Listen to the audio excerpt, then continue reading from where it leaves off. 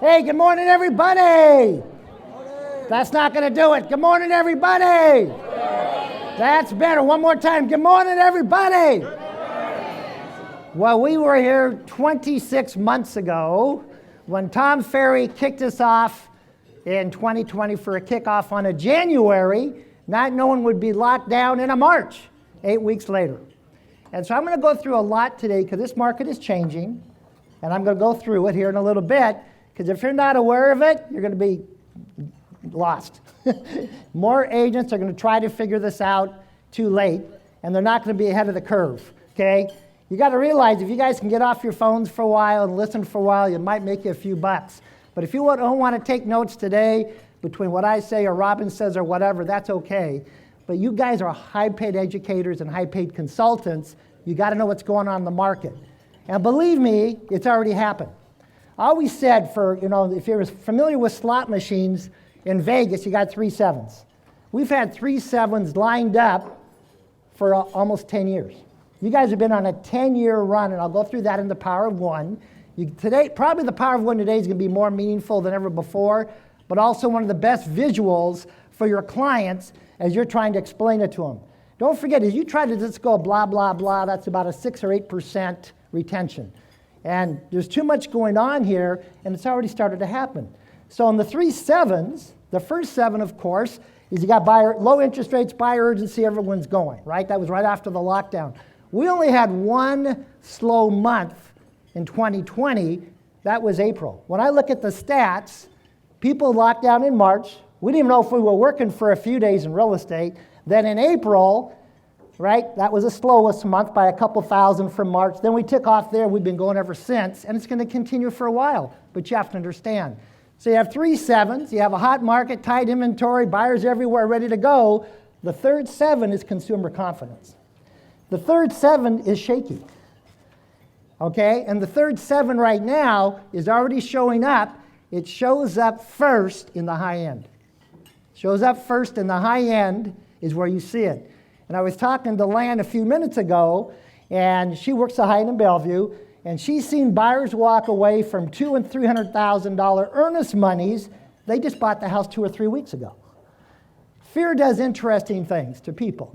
But if I'm looking at the news every day, and I'm doing this, that, and the other thing every day, then you're going to realize you're going to get paralyzed pretty quick and make emotional decisions, right? So, isn't this not working? This high-tech stuff got me going. I like the clip-on, right?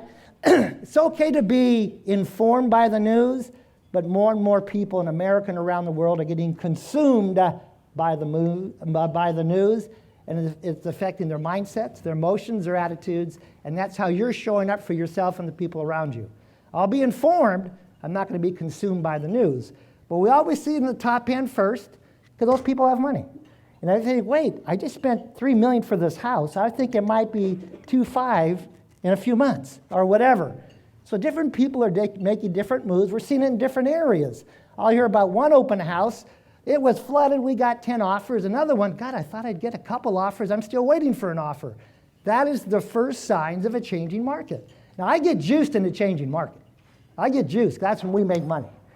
We've always been more concerned about what you're learning than what you're earning, because we know the money follows. The money follows. But you guys have been able to have the same playbook for the last few years. Because the feds, which I'll talk about in a little bit, the feds kept printing money. Now, let's go back 2 years ago. 2 years ago today-ish, we were in lockdown. Think about it. This is 2022. 2 years ago, COVID seems like forever ago, doesn't it? The lockdown? That was 2 years ago. We were in a lockdown, right? And we didn't know what was going on. There was 19 deaths up in Kirkland in that old nursing home, and there things are going on. The government didn't know what to do. Then it was spreading all over the place. Then you look at the news, and there was videos of this, that, ventilators. They were bringing out storage trailers with bodies and all that. A lot of fear. And we were home. We're probably watching more TV than we should. Then the government said, wait a minute. We got to get this economy going. What do? The first thing that always leads the government and this economy out of a recession or possible recession is housing.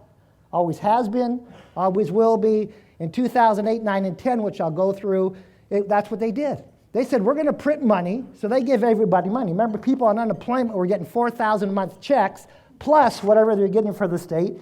Kids on families with 150,000 or less income, they had money for their kids. We were getting PPP money for companies that didn't even need it. A lot of us here got PPP money, but it can't be one size fits all. They don't have time to say who should get it or not get it. The government said, we got to get the money out of here.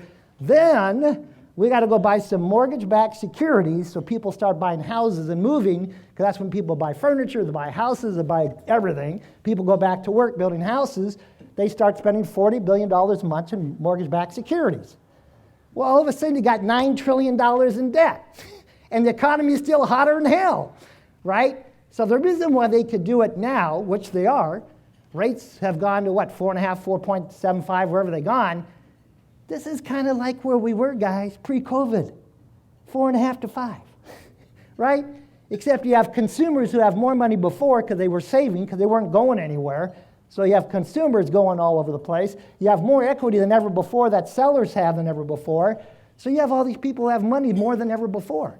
So if you look at last year, how many of you had a record year last year? Raise your hand. Raise your hand. Don't be bashful. Most of you guys had a record year. You should have. We worked our ass off. Last year was a record year as far back as we can go back in the multiple.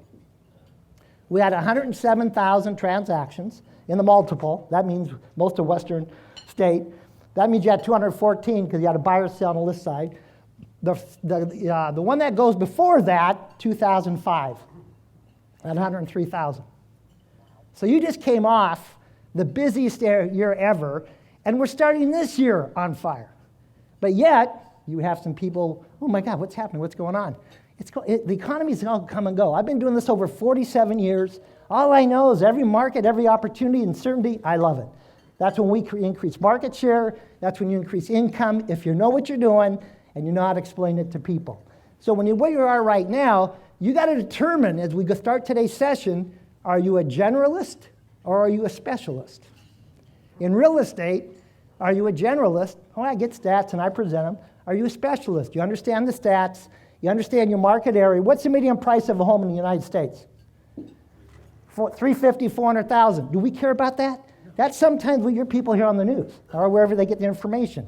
Even in King County, it's $857,000, but some parts of King County are higher, some lower. You got to be a specialist for your area, your neighborhood than ever before.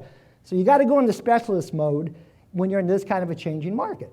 Now, when I say changing market, you still have buyers. How many people here have buyers? If there was a home, they'd be on paper. Raise your hand. Pretty much everybody, right? So that's what I'm saying. And this is going to go on for a while, because here's what happened. And I want you guys to grasp this before I bring up Keen. I want you to look at the last 2 years. Okay? So we were in COVID. You were in a lockdown. You saw all these people passing away, dying, put in storage trucks, right? I know I'm getting a little graphic, but I want to make my point here. Then we saw social unrest. You had burning cop cars in downtown Seattle, right? So you had looting, that going on. Then let's throw in a screwball election. Then let's do a capital invasion, right? And now let's do a war. This all happened in 2 years. This is not, I haven't seen this in a lifetime, right? But there's one thing this did, folks. You got to get this part. A home has never been more meaningful and important to people than it is today. A home has never been more meaningful and purposeful than right now, usage now. Now they could work from home. Now they can do this. Corporations had to change. 2-3 years ago, we weren't working from home like this. Now it's a perk. If you want to come work for a company, you can come in twice a month. Well, if I could come in twice a month, now we're seeing people who work on the east side going down to Pierce County looking for homes for affordability. They want space, they want square footage, and all that stuff, and they only have to go in once or twice a month. Life has changed in the last 2 years, crazy, but it's beautiful for us. Relationships have become more important than ever before, right? I want time with my family, and I want to be home with family and friends that I love and want to be around. Outside, inside, home T-bow stock, low stock, I went through the roof. Home improvement, this, that, the other thing. Homes have never been more meaningful than ever before because of this 2-year period. And the usage is off the charts. Now working from home and all this kind of stuff, now that's a perk for a company, right? If you want to come work for Amazon, but Amazon first was going to be, everybody come. You got to come back to work. Then they got to, well, we'll leave it up to the team leaders. Okay, Amazon just raised their base income from $160 to $350 for tech workers and corporate people because they were losing to other people. right? They had to do that. TikTok just came up here because they said, why'd they come to Seattle? This is where the talent is. But also, this is where the quality of life is. Sometimes we get lost, we forget about the quality of life with the water, the mountain, the trees. This is beautiful, right? All of a sudden, you have all this going on. Article just came out, Walmart just hired 200 people in the tech division. They're out of, Arkansas, Nebraska, somewhere. They have to be where the tech people are, 200 people in the Seattle market for tech. They had to come to their competitor, Amazon's backyard, to rip off talent. Everybody's got to rip off everyone's talent in tech, and the benefits have to be there, and we benefit from it all. You cannot be in a better economy and a better place in the world than you are right here. But you got to understand that. If you don't get anything out of this meeting today, homes are more meaningful to people than ever before. Because they want to be with people. They want to be in a place they feel safe, peace of mind, and where they can cherish relationships they want. So we've gone through a lot of change in 2 years. This is all 2 years. So when you see a changing market, it has to change. You can't have 20, 30, 40% appreciation, right? A year. Affordability hits the wall, you sell less houses. Then you wonder, why are people spending $100,000 over list price? Well, think about it.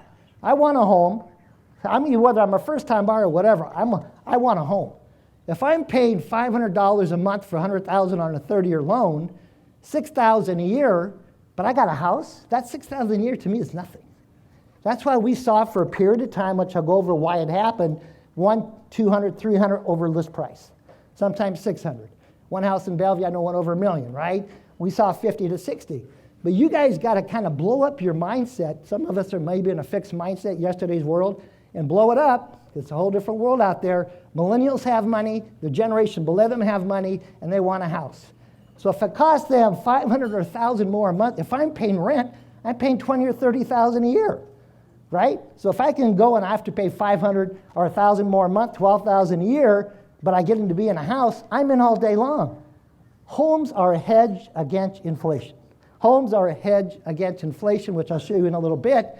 Even if they go 4 or 5% up a year, 4 or 5% a year on $1 million house, I'm making $40,000 to $50,000 a year on my house. Compounded over 10 years is $500,000 to $600,000 easy. That's where most Americans get their wealth, is their house. Okay, so you really have to understand this and get the paperwork and back of this. What's happening? Investors, when you see there's never been so much Wall Street money in real estate as there is today. Never, especially in a hot market. Why? Well, let's go through it, and I have articles to go through it. Well, first of all, they never got into this market the way they are now. Now they realize there's a supply and demand problem. If you look at 2015 to 2019 approximately, there was 1,500,000 to 1,750,000 listings on the market at all times, kind of, 1,500,000 plus. We started this year with about 850,000, 900,000 in the whole country, okay? And that's houses and condos. You have a housing shortage in America that you're going to have for a long time. If I'm not a listing agent or get on that track, you're going to be roadkill, which is today's meeting, right? I want you to be the best buyer agent you can because you have to sell the houses. Today we're going to say, let's get on the path to be the best listing agent you can be, and also make sure your sellers are having the best experiences possible. And a lot of times we get a little comfortable. I'm in my little comfort zone. I did okay. Yeah, you did okay in 2010, 20 and 21 when the government said, here's $9 trillion. But now we've got to roll up our sleeves and say, hey, you know what? I'm going to take all I learned, because you're all good. Now I'm going to bring that with me and now become the best listing agent I can be. You're in the hottest economy. We got more buyers than we have inventory, and I'll go through that here in a little bit. But I want you to get up front here.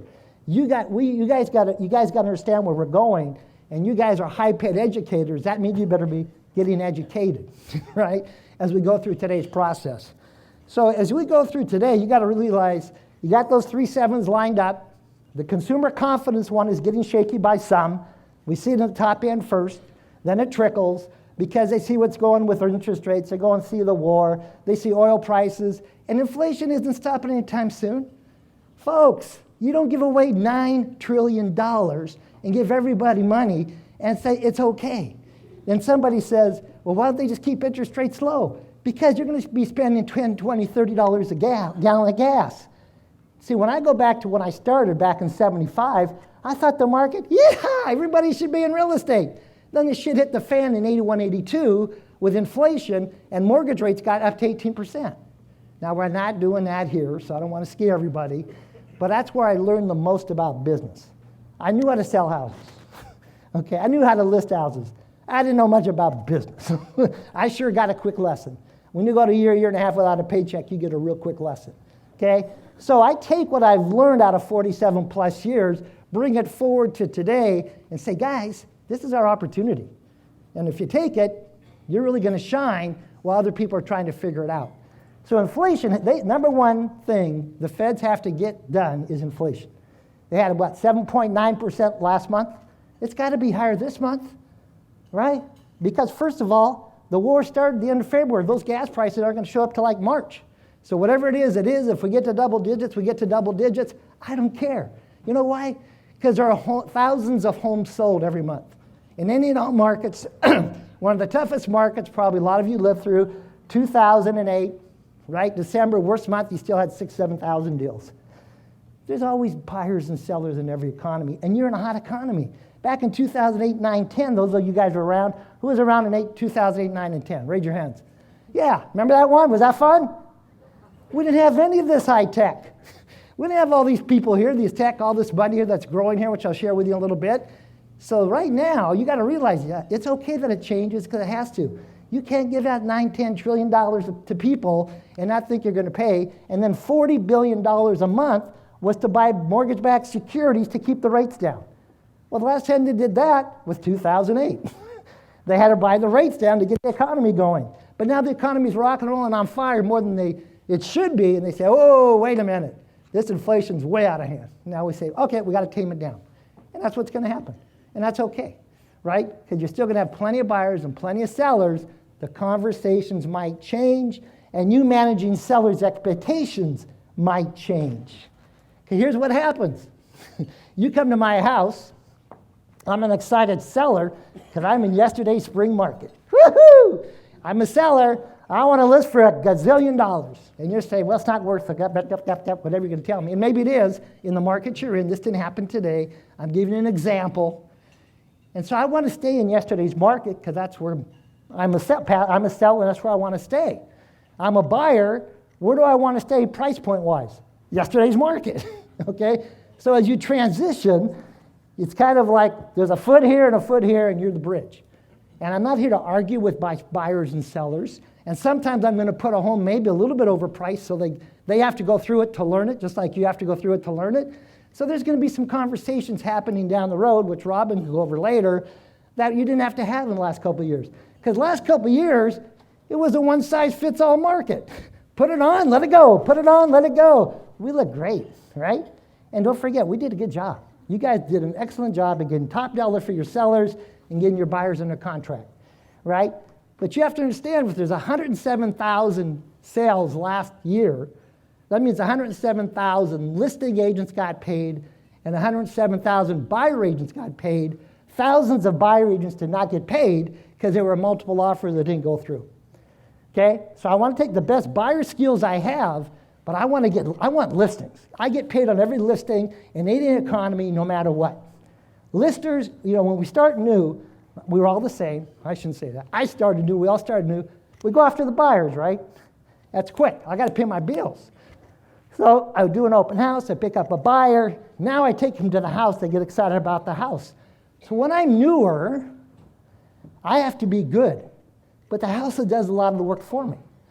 The house, if I present well, the neighborhood, buyers are excited. So buying is where we all start to build our confidence, get things going. Listing, there's no house to show, unless, of course, your sellers want a house. I got to show up and be the best me I can be. And that's why you're going to find most of your top producers who are consistently top producers are listing agents.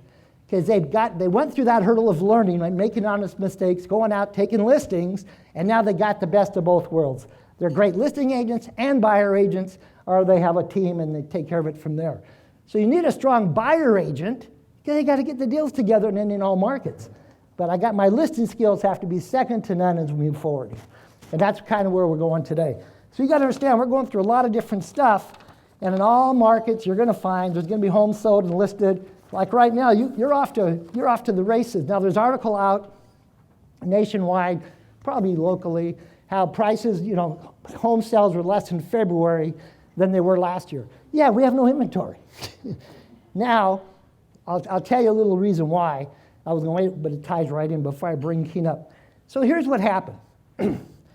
If you look at any given year on the multiple stats, listings come up to 70% of the listings come on in March, April, May, June, July, August.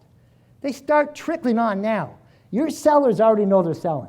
If you're not contacting them now, connecting with them now, connect is the big word, not calling, connecting with them, they already know they're coming on. They know people who know they're coming on March, April, May, June, July, August. Like clockwork, I'll show you the stats. It's in your brochure. Every year, same stats. We sleep through the Christmas mode, then we come back maybe. Now what changed this year? Well, what changed this year is in January, one of your lowest inventory months, and February, one of your lowest inventory months. What did the Fed say? Rates are going up. What did people do? All your buyers got front-loaded into January and February, who usually would have waited to March, April, May, June. Your buyers now have to be patient because the inventory is showing up. It is trickling on. Now, some sellers might not be able to come on, and we'll talk about that in a little bit. They need somewhere to go and all this kind of stuff. But that's what happened this year that didn't happen the last few years.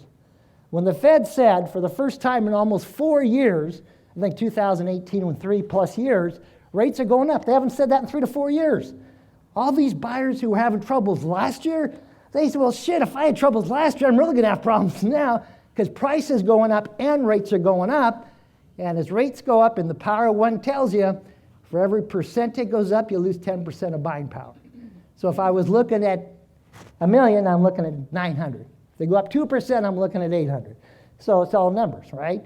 So what happened, like I said, so you understand it, this year, which we haven't seen, is the Fed said rates up, January, lowest inventory month. Buyers flocked in, 100,000 over, 200,000, 300,000. Take my kid, take whoever, I want a house.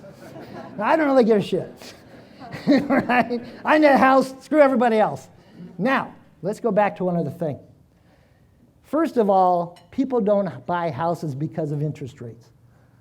People buy houses because they want to raise a family, celebrate the holidays. They want to enjoy people having come over and outside. So now if I was going to get a 2,400 square foot house, and now I get a 1,900 square foot house, I'm okay with it. I need a house. It also fixes my payment as rents are soaring. There's the other hedge against inflation.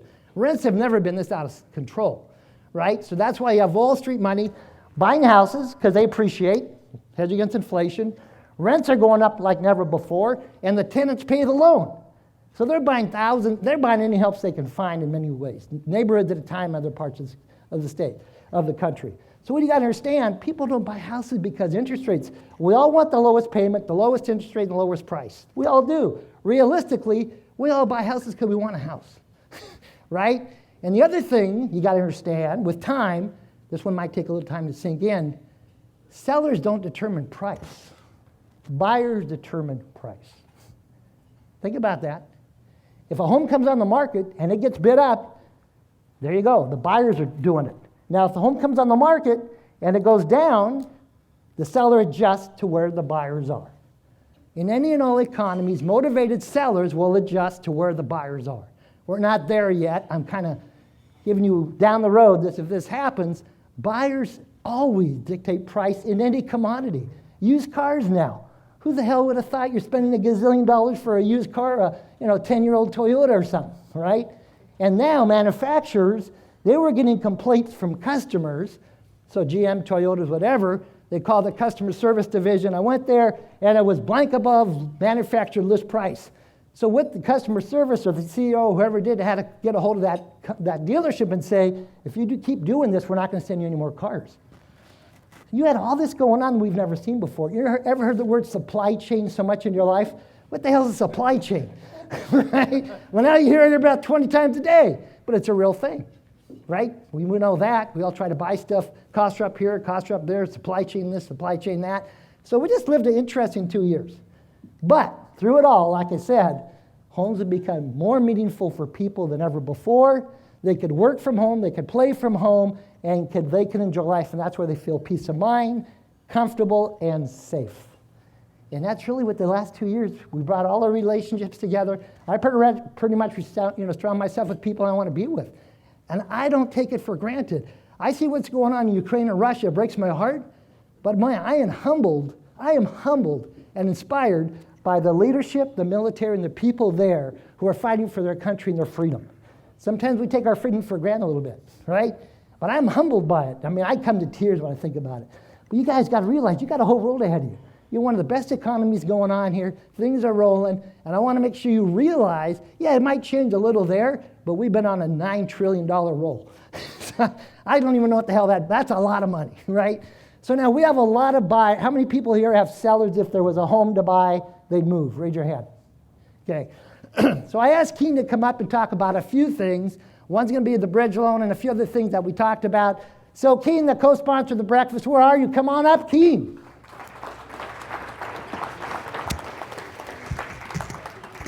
You know how to work these things?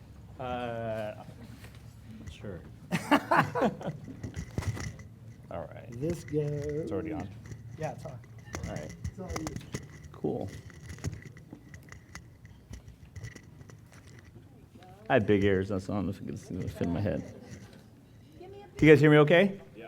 All right. Wow, it's good to see you guys here. No masks, all this crowd. It's amazing. It's a little nostalgic. So a couple things I want to talk about. There's some finance stuff I want to get into, but some of the things that Saul talked about I thought were worth mentioning that I wanted to share with some of the clients that we're talking to when we talk about their finances. And that's a couple of things. One, there's always a borrower or a buyer or a seller for every market. I'm not sure how many, like Saul talked about, hey, do you guys remember 8, 9, and 10? But I'll also say in 8, 9, 10, that was a great time if you're going to buy your first house. It was a great time if you had a little cash and you wanted to buy a rental property. It was a terrible time if you had a big, giant house, were raising a family in it, right, just past 2006, lost a little bit and said, I'm going to ride it out until the market comes back up before I sell it because I lost a little bit. I think it's going to come back. Right, Rob? I see Robin nodding her head. So there's a lesson in that. There's no such thing as a good real estate market. Think about that for a second. There's no such thing as a good real estate market for everyone. There's a good market for someone and a terrible market for another. And if your job is to trade real estate, you just have to identify who is actually trading today. If you think prices are inflated, are you telling your clients who have a big home with lots of rooms that they're not using that maybe now's a good time to trade down? Right? Is that the conversations we're having? But there is a market for clients in any kind of market we're dealing with. And I think that's one of the things that when we worry about like rates moving up and values changing, it doesn't matter what's going on. If you look at what's happening, somebody wants to do a deal today. That's always the case, right? So I see you're nodding your head. I remember you were doing a bunch of deals with Vestas back in the day then, right? There were a lot of deals happening then, right? Now you go to auction, there's like nothing, right? So there's always business in every market, and our jobs are to finance and to buy and to sell and represent clients during these transactions, and they exist in all markets. So which ones are we seeing a lot of? One, in areas where we think that values might flatten a little bit, we see people trading. That's an obvious thing. They have a little equity. They want to buy a nicer house. We're seeing a lot of people who want to buy a rental property. Are you guys having that conversation with people? This is a very popular topic right now. The stock market has done well for them in the last couple of years. The stock market's kind of betrayed them this year if they weren't really prepared for it. And now they're thinking about moving their money to something they think is going to be a little bit safer. They're comfortable with our current market, right? So we're having a lot more investors applying right now. We get people who ask about, like, should I refinance? Should I consolidate my debt? Or really, how do I plan for my retirement? So a lot of us feel like we're not really qualified to talk to people about their retirement. But if you ask your financial advisor, they're not qualified to talk to their clients about real estate. That's your guys' jobs, right? So you guys handle that piece of it, which for most of them, it's where most of their net worth is in. And there are products today that do help with affordability, even when rates move up. So in your packets, we handed out some of these to you guys. They're double-sided. There's 3 different financing options I wanted to talk about. One of them is kind of designed for everybody in the middle price point. If someone's doing a regular conventional transaction, this product kind of went to the wayside when rates were really low. This is only something we bring up when rates start to move up. And these are called temporary buy downs. Do you guys know what a temporary buy down is? No nods. Yes. Right here, it says affordable loan options at all price points. Sorry, we gave 3 pages, they're all double-sided. A temporary buy down is where the lender will give a client usually a tad bit higher final interest rate, but we are paying for the rate to be lower for the first 1, 2, sometimes 3 years. So in a world where someone thought they were going to get a 4%, 4.25%, maybe 3.75%, who knows how long ago they refinanced or they got pre-approved. Today they're hearing rates like 4.625%, 4.75%, and it freaks them out. Now, if you ask them, okay, let's have a real conversation. Do you feel they're going to keep moving their way up? If you feel like there's a chance they might come down, why don't we take a rate that's going to be maybe 4.8, 4.9, and we're going to start you off at 3.8 for the first 2 years. This is a 1-1 buy down. And there's an example of it, if you flip the page over, of a $720,000 home in Renton. By the way, every listing I put in here where I ran these numbers, these are live listings. These are homes that you could finance and buy today. I made sure they're all active as of last night. I know, I gotta know that this is really gonna work before I promote something. So, a 4.75 30-year fixed rate, 20% down. This Renton home, if it was at list, who knows what it really goes for, would be $3,500 a month. If they did a 1-1 buy down, the rate would be 3.99 for the first 2 years, and then move up to 4.99 afterwards for the remainder of the loan. So they save about $260 up front, and then it goes up about $80 more than the other loan option for remaining 28 years. Why would someone do that? Maybe they have a situation where they're expecting their pay to go up. Maybe they're wanting to make a hedge that they think rates might come down and they can refinance. But that brings their payment back down to something they're more comfortable with, right? This will help people embrace a higher interest rate, and we're covering the cost for it. So there's that option. Another thing is, you guys may have missed this, but do you guys know what a state bond loan is? We throw that term out there a lot. We know it as a loan where you get like some down payment assistance, right? Well, the word state bond comes from the fact that these loans are funded from state-funded bonds, not federal bonds. And the reason why that's important is because they don't move with the same interest rates. When you hear about rates moving, state bond loans, the ones that are actually funded by the states, are not attached to them. So they haven't changed the last couple of weeks. In addition to that, Pierce County's down payment assistance program moved up from $25,000 to $55,000 in just the last couple of months. Did you guys notice that? Anybody notice that? So Sumner, Edgewood, Puyallup, all these cities are eligible. A first-time buyer can get $55,000 of down payment assistance and get a rate of 4.25% on a conventional loan or 4% on a government loan on top of it, with no money down. Prices have moved up. I can't afford a home. Here's an extra $30,000 of down payment assistance. Rates have moved up. I can't afford a home. The rates for these programs haven't changed. And yes, you combine them together. And there's an example of a home in downtown Buckley, I put in there, listed for $350,000. If they did a conventional loan with $55,000 assistance, this is them contributing none of their own money, their payment would be $1,828 fully escrowed. On the market right now. Right? And of course, there's another assistance program with the city of Seattle. There's an example of a condo there. And then also, if you're selling something at a higher price point, most buyers in a higher price point are okay with adjustable rate mortgages, and those loans are still in the 3s. So there's still an option to get clients into affordable financing in today's market. We just have to be prepared for it. The other thing is that we have a new bridge program, and a lot of people have a new product. We're going to buy this house cash for you. You're going to do this. Like, everyone's coming up with something kind of cool. Whenever I hear about something new, right? I think my coach says if it's new, it's not true, like something my old business coach used to tell me. So whenever I see something that looks new, I want to kind of test it out. Our bridge program actually looks pretty good. It's a second mortgage that gets funded on the departure home, no payments for 4 months, and we use that to help fund their purchase. It's basically very similar to someone who was proactive in getting like a HELOC on their house. The difference is we will pre-approve them for both loans at the same spot, and they can make an offer immediately. No applying at KeyBank, waiting for a HELOC, 30, 45 days later, now you can go buy a house. Some people go through that process, but sometimes they want to be ready right now. You guys know how it is. Oh, well, I'm not in a big rush. until that house shows up, right? You're never in a rush until the perfect house shows up. And when that does happen, which it's always going to happen, it doesn't matter how much we try to prepare people for this stuff.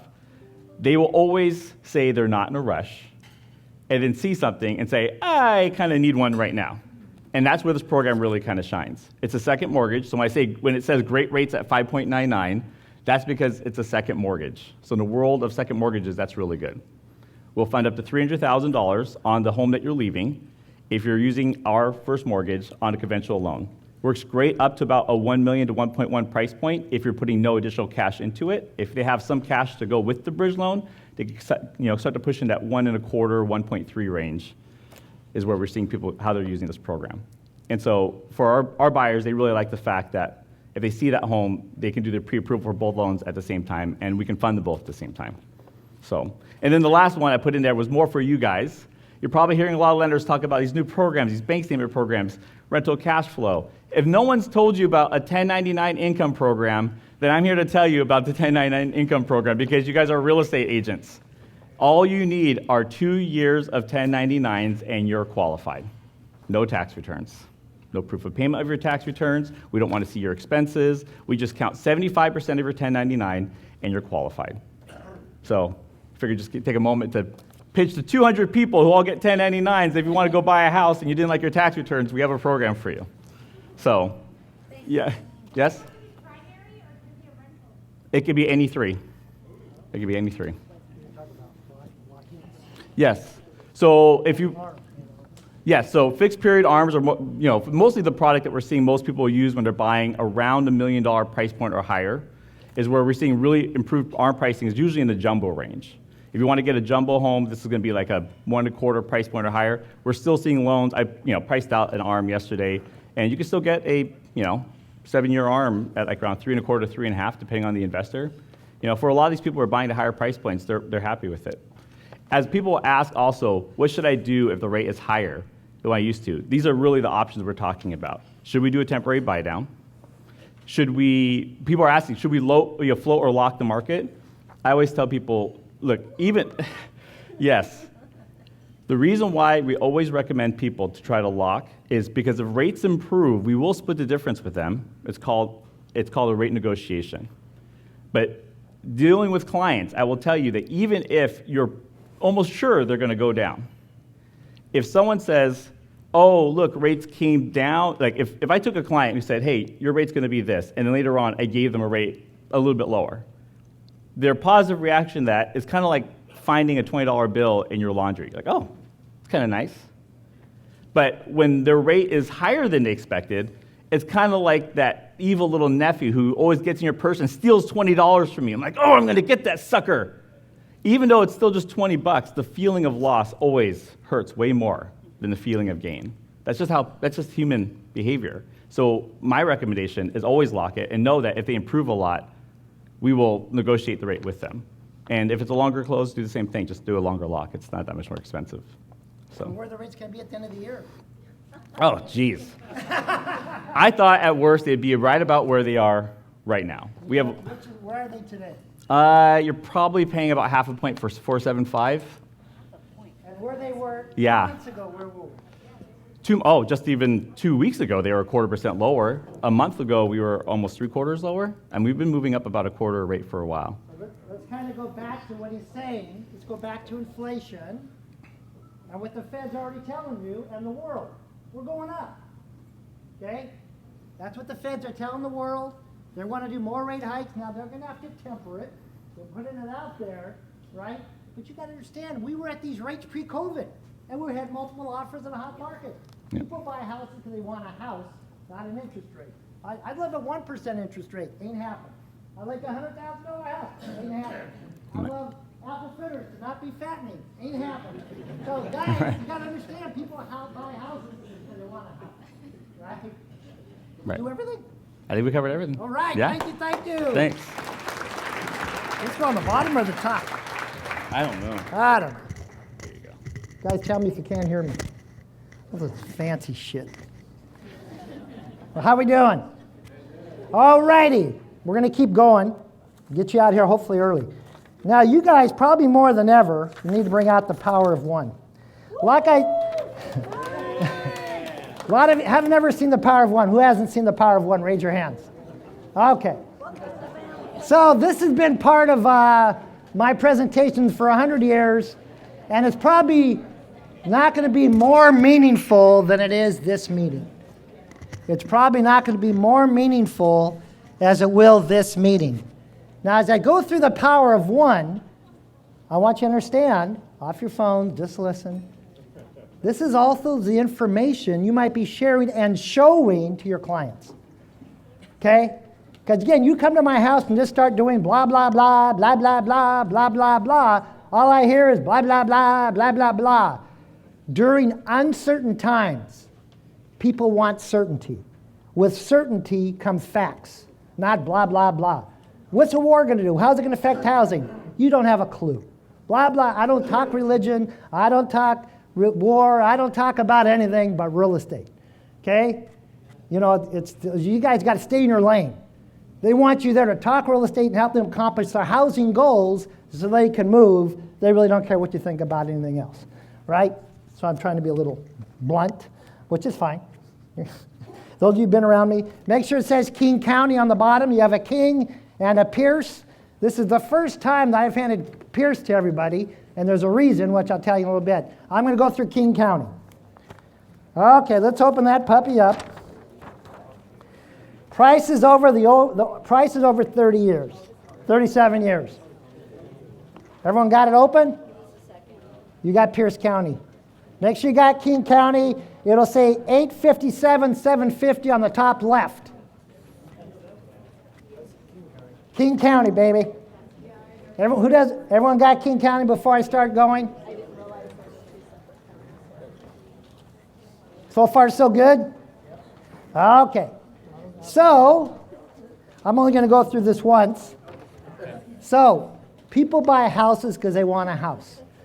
So if I go back to my first house in 1974-ish, I bought a brand new split level in Kent for 30 grand.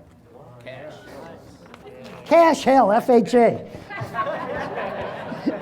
I didn't have any furniture. I didn't have nothing, a cardboard table. I didn't have nothing. I was a young kid. I was 21, 22, whatever I was. I just wanted a house. Why? Because that was a new home site that I sat, and I thought that would be convenient, right? So, at $30,000, back in the 70s, the main thing going on here was Boeing, right, especially in South County. So Boeing workers are making $1,200 to $2,000 a month back in the 70s.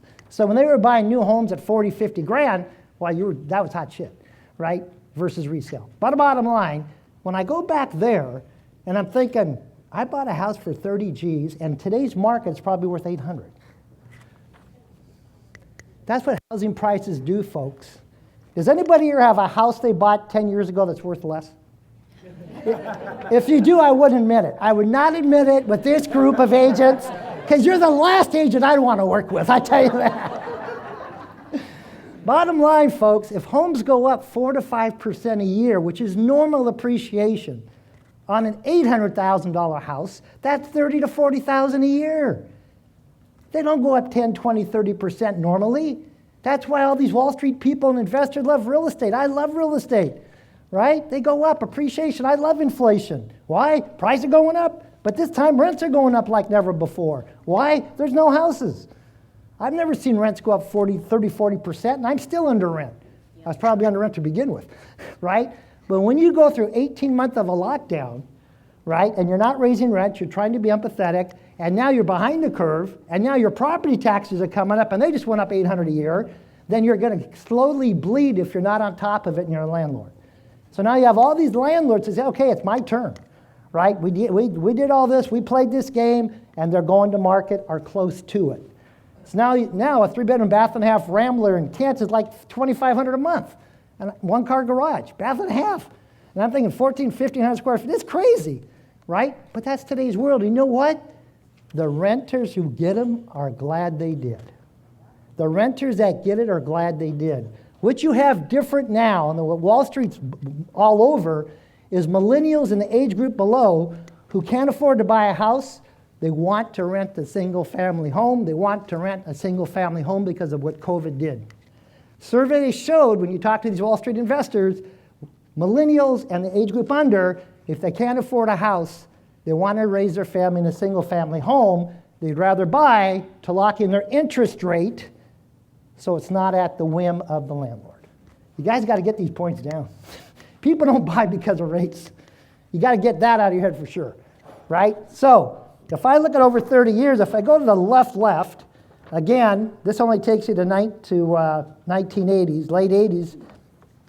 I'm going to go into the 70s a little bit, take you down the road. So bottom line, I started in 75, market was going nuts, and then inflation hit, and the shit hit the fan, but we didn't have the economy we did. We didn't have the job market we did. You have 11 million job openings in America. You only have 6 million unemployed, supposedly, right? And these numbers don't even make sense, and no one says, where's the workers? You got Target paying $24 an hour to get somebody in the door, $20 by Dick's to flip a burger, and you got Amazon $160 to $350 to find people. You're in such a different economy than you've ever been in. That's because you're in the Puget Sound area, which I'll show you in a little bit. So you got to understand, if you really want to go back, some of you guys back in 72 or 3, remember we were in gas lines? Who remembers that? If you go back to around 72, 73, 71, I forgot. Anyway, Saudi Arabia didn't like the United States for getting no oil, so there's gas lines everywhere. So then we had to go to odd even.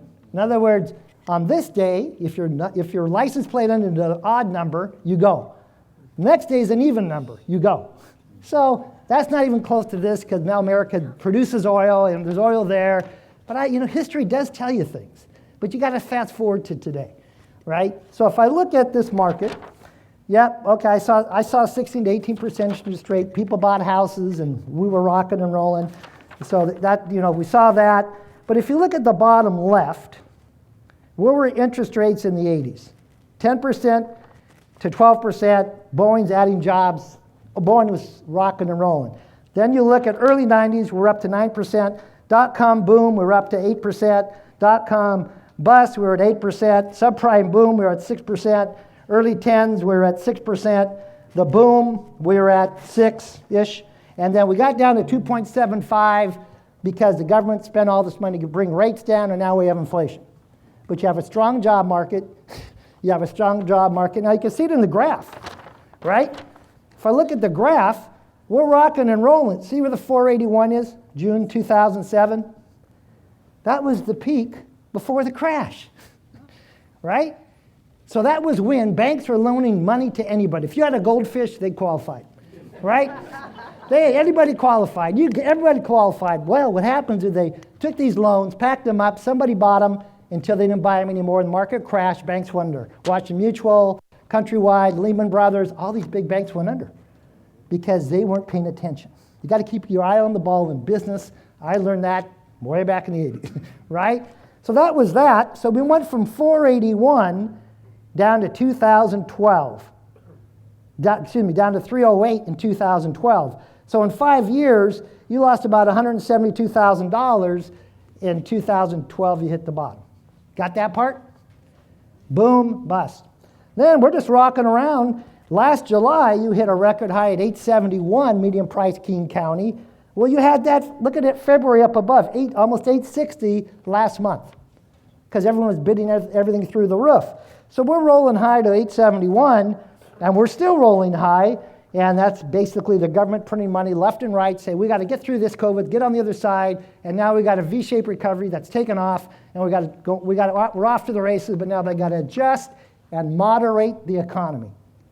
They're going to moderate the housing market, and that's all good because we're going crazy. 100,000 over, 200,000 over. Just think how many families can't afford houses. So when you're looking at this, you have to understand things come in cycles, but prices always adjust higher. Okay? If you go down to 2012, 308, right? Who would have thought? 2008, remember, you guys didn't even want listings.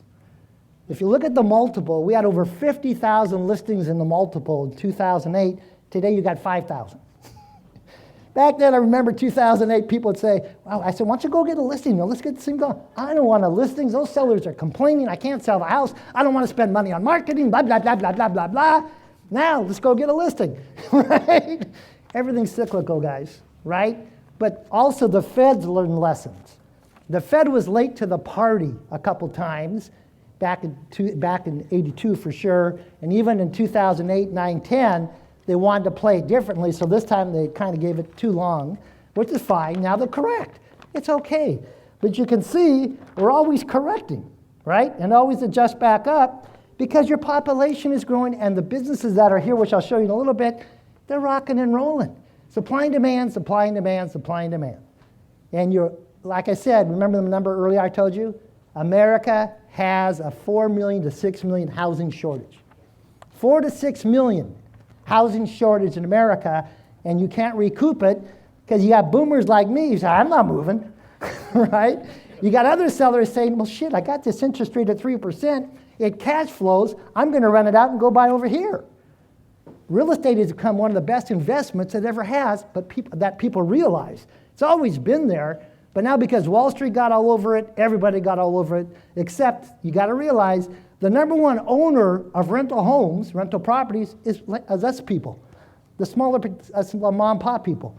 But Wall Street's coming in big. Some want to buy 80,000 a year, 60,000 a year. They're buying neighborhoods in Texas or Arizona. That's all fine and good. Here's what I'm watching for. When does Wall Street start selling them and why? I watch for when does Wall Street selling these houses and why? Because they're going to have a hard time finding a better investment for a while. Because they got this whole supply and demand thing, and your millennials, how many here are millennials, 34 to 44? How many of you guys? We love you guys, right?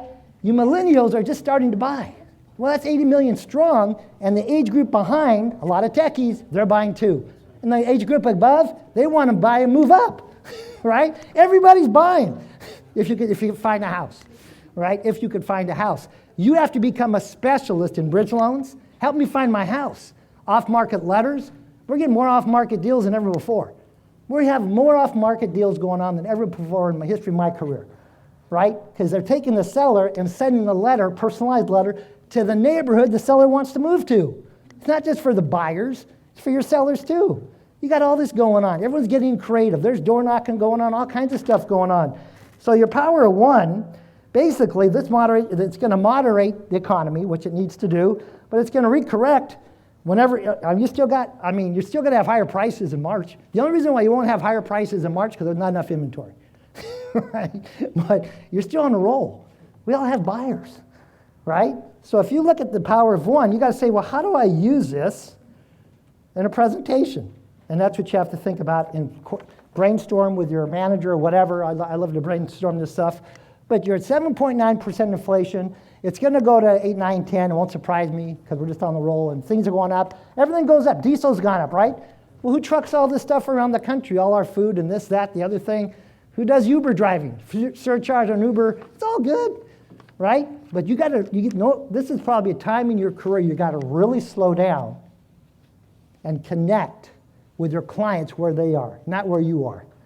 Because some of this inflation is going to hit people harder than we maybe will feel it. Because they're counting every penny, right? Now they can't get gas. Now they're not doing this, but they have enough money to buy a house or equity. So you have to, instead of calling people, I have to connect with people. If you look for a word to use in today's world, it's connect. Relationships have never been more important than right now. And they want to deal with somebody they trust, who can connect with me and align with me, showing my options, what for me and my family on this housing situation, which is already stressful enough, and get me to the finish line. And that's why a lot of you get gifts and thank yous and this and that. We're life changers, guys, but you got to know how to connect the dots, right? You got to know where we've been and where we're going and why. And if you don't, you better ask questions. There's no reason not to ask the questions, okay? So I just want to take a few minutes because I don't have that many. And then the power of one, we updated it, right? So this is something that we did 4 to 5%. So the house at the top is at 4%, which is already outdated. So we have to update this already. But it kind of tells you on the top left, a 1% rise in interest rates can mean the loss of 10 to 12% in buying power. And there's the two houses we used at the time we did this. And that was only last week, and that's rates were closer to 4, now they're closer to 5. So we'll adjust it. You have to have a visual presentation. If you're not showing visuals that are meaningful and factual, you're blah, blah, blahing it. and you're dealing with the most expensive thing these people are buying, not only buying through, the most emotional thing. And you guys understand, you're running a business. Even if I'm doing 10 houses a year and they're 800,000, I'm doing an $8 million business. Of course, if I'm doing higher than that, I'm doing $100 million business, $200 million business, or whatever. You guys are running a business. You got to treat it that way, right? This isn't just a social club we're going with these people. They're counting on you to take them to the next level, but you got to slow down, connect with them, and give them the options. Now, the reason why I brought Pierce County, bring out the Pierce County one. So you know how you had 870 or whatever in King County, you're at 535 in Pierce County. We're seeing more and more people who work on the east side, work Seattle, go to Pierce County because it's affordable and they're working from home, or they're going in once or twice a month. So you guys had the open house in Bonnie Lake? And you had a lot of, what was it, how many east side people were down there about? Jeff, are you down there? Jeff's on his phone. Sorry. See, that's what I mean. See, that's connecting with people. I asked a question, he's on his phone, didn't know what the hell I said. So here, that's connecting with people. See? So as you guys are emailing and text, everything you do and say matters in this career, right? If I'm doing the right things for the right reasons, the right way, life is pretty good. But if I'm talking to you and you're emailing and texting, or I can tell sometimes by the text I get, it's just a check-off text, everything you do matters. Everything you say matters. You are in a people business. The product is houses, folks. It's rapport. Earn their trust and confidence in you, and never give them a reason not to trust you. You only do that to me once. You give me a reason not to trust you, that's it. I'll forgive. I'm on the next. I ain't forgetting. I'm moving on. So you guys got to be tuned in and connect with people. So bottom line, they were having an open house in Bonnie Lake, and they were surprised how many first-time buyers were coming from the east side, worked on the east side, to Bonnie Lake because they wanted space, affordability, and they could work from home. Now, Renton, were you going to say something? Yeah, people are going down to Thurston County with droves. Okay, so Renters are definitely resident landman. So he said people are going down in Thurston County in droves. So Thurston County is what cities when you say that? Well, the prime spot is Lacey. Lacey, okay? So we're going to see, as I'm glad you brought that up, kind of dovetails me, what's happening here, and I'll go through this in a minute, this whole area is expanding because of tech. So let's go from this, bring out the brochure. Bring out perspective. With uncertainty comes opportunity. Well, there's plenty of them. Again, I want to work with people that I trust and know their facts. I'm going to go through this quickly. So if you look at the 6 cycle, open it up, phases to the early cycle. You guys have seen this many times. This cycle started in January and February because the Fed said rates are going up. But we had no houses because that's not the cycle of inventory. Then I want you to see the 30-year fixed rate history. You might, whether you use this one or another one that looks prettier, I really don't care. Bottom line, you got to show me the history if you're coming to my house or if I'm a buyer, and you can I would check the facts. Average interest rates from 71 to 2022 was 7.92%. You guys got to get this because people are going to get locked in what happened to 3%. What happened to 3% was $9 trillion. That's what happened to 3%. What happened to 3% is inflation. So here's the history of interest rates. And you can see back in 81, 18% interest rates. That was fun, right? We had a good time there, but people were buying and selling houses. And then, of course, when this was printed, we were 4.625, closer to that right now. We got into 2.75 because of COVID. That's why we got there, right? We got into the lower interest rates. If you go even a little before COVID, so that'd be about 2009 or 10 when we really started going down. That was because of the recession. People were losing millions of houses here and there. Banks were going broke. Government had to buy down interest rates. So we've been on this roll. You've been on a cheap money roll for a lot of years, 10 years, right? But that's okay, because most people will buy wherever the market is. I want a house. I'm not going to wait for the next calamity, to get my 3% interest rates, because we don't want one, right? Then they won't buy because they're fear of what's going on, right? So it's a little kind of crazy. So there's your DAT. Let's go to the next one. Estimated monthly payments. This is a good cheat sheet. Estimated monthly principal and interest, it kind of shows you from 4.5 to 5, 6, where it goes. If people want to wait and rates are going up, there's your payment, so that kind of gives you that.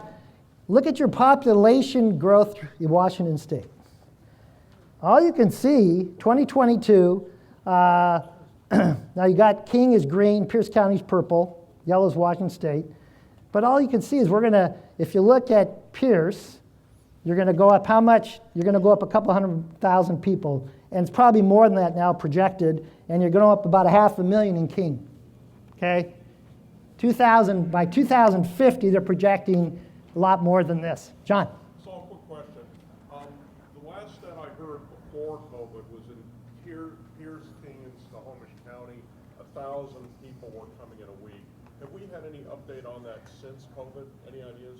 So the question was, before COVID, people were moving 1,000 a week, right, into King, Pearson, or whatever. This is the best that the state has right now that Illinois can find. Those are probably old stats, because now that I could live anywhere, right, because I'm remote, or I only have to go in, I think all those counties we're talking about, Thurston or whatever, they've been reborn, right? Now I can go to Bainbridge Island, I can go here, Vashon, I go here, go there, or all these counties and cities. So it'll be interesting to see what that means, John, when it comes out. But these states are growing, these cities are growing, right? I mean, new construction. Right now, Renton Highlands, what's new construction if I want a new home? 1.6. What is it in Kent? 1.1? 1.2? So what is it at Black Diamond? Brad? Million. Okay? So what is it down south, Pierce County? What's a new home? In Auburn? 900,000. People, there's an old saying that's still true, people drive till they qualify. I got to go south, I'm driving south. People drive till they qualify. And now they can do it even more because they're remote, right? Because I can work from home or People drive till they qualify. You got to get out of agent mode, folks. You got to get out of agent mode. Get into the real world, what's going on here. So the projections here are going through the roof, and that's just going to keep going. And here you got jobs, and more jobs. Let's take a look at this fun one. 2021. This is the year you guys just finished up. So I want you to go to line 5. Activity report. Activity report on the top. Line 5. What number do you see? 6875, right? Okay, so skip a couple of months. Go to the March. You see 10,562? 12,000 after that. Almost 12,000, 13,000, 13,000. All these buyers jumped in at the 6,000 mark and the 7,000 mark in January and February. The listings are trickling on now. If you go March, April, May, June, July, August, September, last year, right, you were 10, 12, 13,000. Your sellers already know they're selling. Your clients already know they're selling. They're thinking about who am I going to paint, who am I going to use, what are you doing to contact them before they come to the market. It's blitz time. Whether I'm calling, doing events, market updates, it's nice that you guys are doing home bots or buy sides. That's an algorithm. It doesn't tell me there's 100 offers and $1,000 million over list price. Only you can tell me that. Okay, that's just a conversation starter. You guys got to come to the table. You really got to bring your A game now. Because if you bring your A game, you're going to make an A income. You're going to kick ass. I don't care what you did last year. Some of you are newer to the business. I love it. Some of the best agents today are the ones who started during the downturn. Who started during 2008, 9, 10, 11? Yeah, now you guys are kicking ass, taking names. I love it. So this is not a down market. This is a hot market. It's a changing market. That's all it is. So if you look at the listings incoming, well, that means your buyers have to be a little patient now, because some of them might have told you in January and February, and then this month, I'm tired. I'm waiting. You have to give them some stats, give them some patience, and then you might have a story or two of buyers who felt the same way, and then we found a house and now they're in it. You guys might have to bring it real. We talked about that yesterday with a few agents. Sometimes you have to bring out your old stories to let them know what's going on, what to expect. These are just numbers, guys. So again, I'd have anybody and everybody on HomeBot. If you don't know what I'm talking about with HomeBot, then you should definitely talk to your manager, right? That HomeBot, buy side, HomeBot's probably now more and more what people are using to talk about values. It's automated, it's a no-brainer. But you better protect me as much as possible if I'm in your database. If you're a silent agent, you're going to get silent referrals. I'm always going to remember, there's old sayings that come up in any kind of market, especially the last 2 years we've been in. I might forget what you said. I'm never going to remember. I'm always going to remember how you made me feel. I'm always going to remember how you made me feel. So you better slow down and connect with me if you're going to call me. And if you're going to text or email, slow down before you push the button. And is that really, did you just think that out before you sent it? Or is it just a checkoff item? Everything you do and say matters more than ever in today's world. It's all about relationships more than ever. So that kind of tells you what's going on there. If you look at, like I said, over 70% of the people already know they're going to list. They're just starting to come on. So you better have a plan and program, which Robin can go through, how you're going to get to these people. Marketing, gifting, CMAs, calling, contacting, connecting. I'm all in. I'm all, you're in blackjack. You got all these chips ahead of you. I'm all in the next 90 days. My goals and plans and processes are so clear between now and the 4th of July. Every day, every week, I'm all in for this market. This is a high percentage time. You got to understand that. So now let's go down to 2020. Down below, if you look at the bottom, 3 over, 1582, how many people see it? Okay, I'm in, it should say on the bottom, it's under the activity report. You with me so far, guys? Yeah. Down at the bottom, all King County. In blue. In blue? Yeah. 1582, see it? Yeah. Who doesn't see it? Because if you don't see it, you're going to miss the whole thing. 1582 was how many homes are active 2 years ago, single-family homes only in King County. You got me? Yeah. Now let's to flip the page. Remember, almost 1,600. Now go down to the bottom. All King County. Who sees 487? Where the hell's all the inventory, guys? You just dropped about 1,100 homes. People bought them. People bought them. And that's January to January. I'm comparing January to January 2 years later. There's a housing shortage. You get that part? All of King County is what? North Auburn to Linwood or something? Is that King County? Okay, plus Bellevue, Seattle, all these areas. You only had 487 homes on the market, right, in January, and that's when everybody wanted to come to the market, right? Everyone came in January, February, your lowest time. This historic low inventory, historic in the country, ever. So again, if I'm not taking time to become the best listing agent I can, I'd be concerned. I want the buyer side. I want to be the best I can be, but I just have to start being on the path to becoming the best listing agent I can. Okay? So I want, you guys get that part?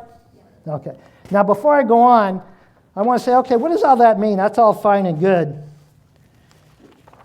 Well, let me tell you what it means. I got a few quick articles here. First of all, we talked about there's no inventory. 180 million people could be looking for homes in coming years. What it means for the already tight housing market. This is all age brackets. So that's your 20-somethings who are now starting to look, millennials and move-ups, right? Increased demand for single-family rentals could lead to a 10 years of undersupply of homes. Talked about that. Blackstone, which is one of the biggest buyers of rentals, bet $6 billion on buying homes, single-family homes, and renting them out. Single-family rents are surging and investors are flooding the market. Okay, so you get the point? Now, the thing is, the good part here, let me give you the good part. A lot of these guys want to buy in cheaper neighborhoods. Phoenix, Texas, Florida. They buy here, but they're buying resales. Has anybody seen it down south with these guys? So these guys don't like us so much because of our prices and making it work, right? So they go to the cheaper neighborhoods. But that doesn't mean they're not coming here, because the numbers do make sense because the rents are higher here. But I'm just telling you, this is what's going on and why. But then you say, okay, so what's coming? Why is the Puget Sound area so hot? Well, let me just kind of go through a few things. This came out, all this is within the last year or so. Tech's next frontier. Some of the largest tech companies in the world are making long-term commitments on the east side, reshaping communities and downtowns in the process. This is a Business Journal. Top tenants make Seattle the top world market for investors. Because now all the other trends around the country that no office space is being leased, we're going through the roof, okay? Seattle area dethrones Bay Area as nation's top market for tech. That was last year. Facebook now occupies 3 million square foot just behind Amazon and Microsoft. Google just bought Lee Johnson Chevrolet for 10 acres for their third campus in the Seattle area. Walmart to hire 200 expands in Seattle to be by tech people. Amazon opens training center hub now to basically get everyone tuned up for clouds.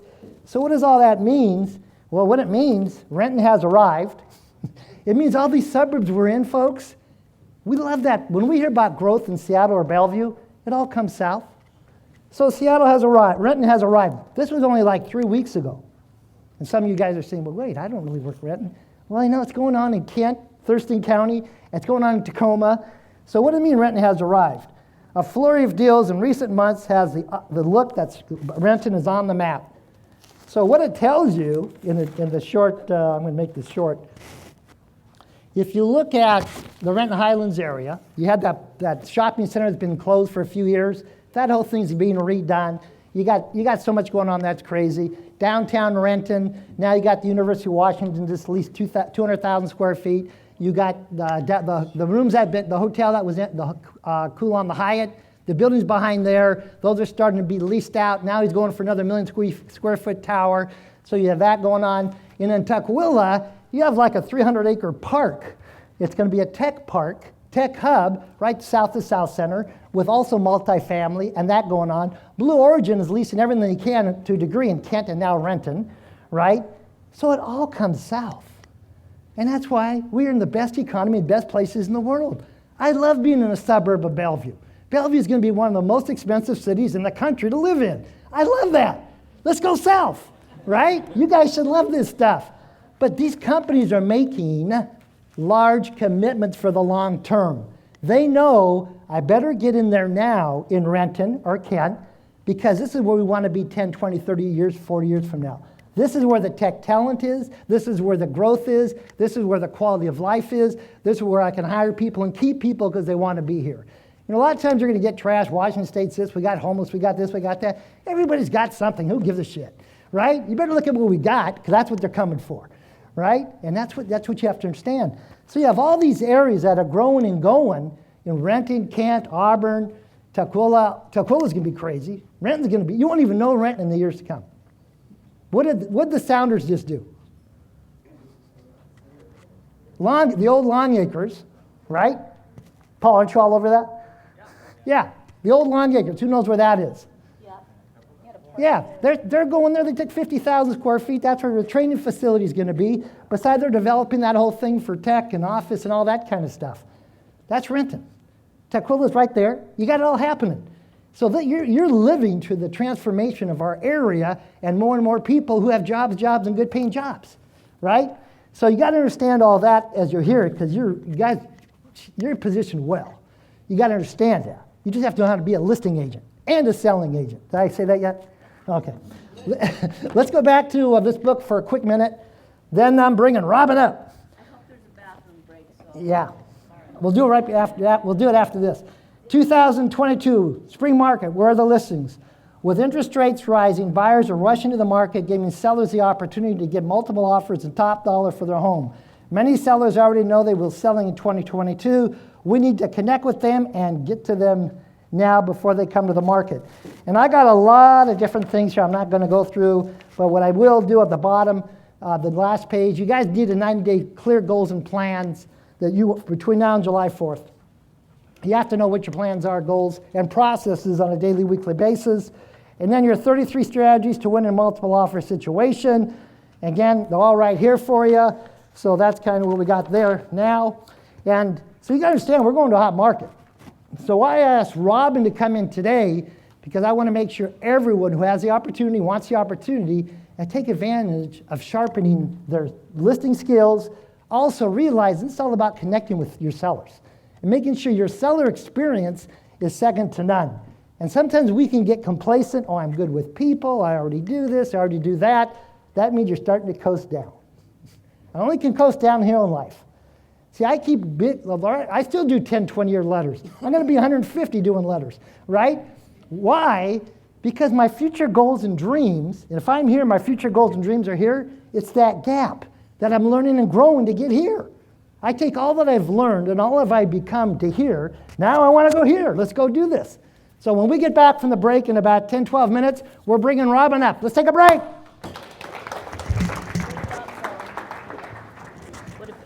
All righty, so I had a couple of questions. Shh. Let's grab our seats, please. Get your notes ready, notepads ready. I had a couple of questions brought up. Josh brought up questions. What were rates before the 18%? Right? So if you go back into 1981, 82, rates got up. So most of my career, rates were at 6 or 8%. Okay, so we had inflation going on, and the Feds had never handled inflation. All they did, I think it was Reagan at the time, he says, we're going to have inflation, so be prepared. That was it. Well, shit, nobody was prepared, right? So bottom line, that's how you got to the 18%. So what the Feds learned along the way is they have to have a plan to contain inflation.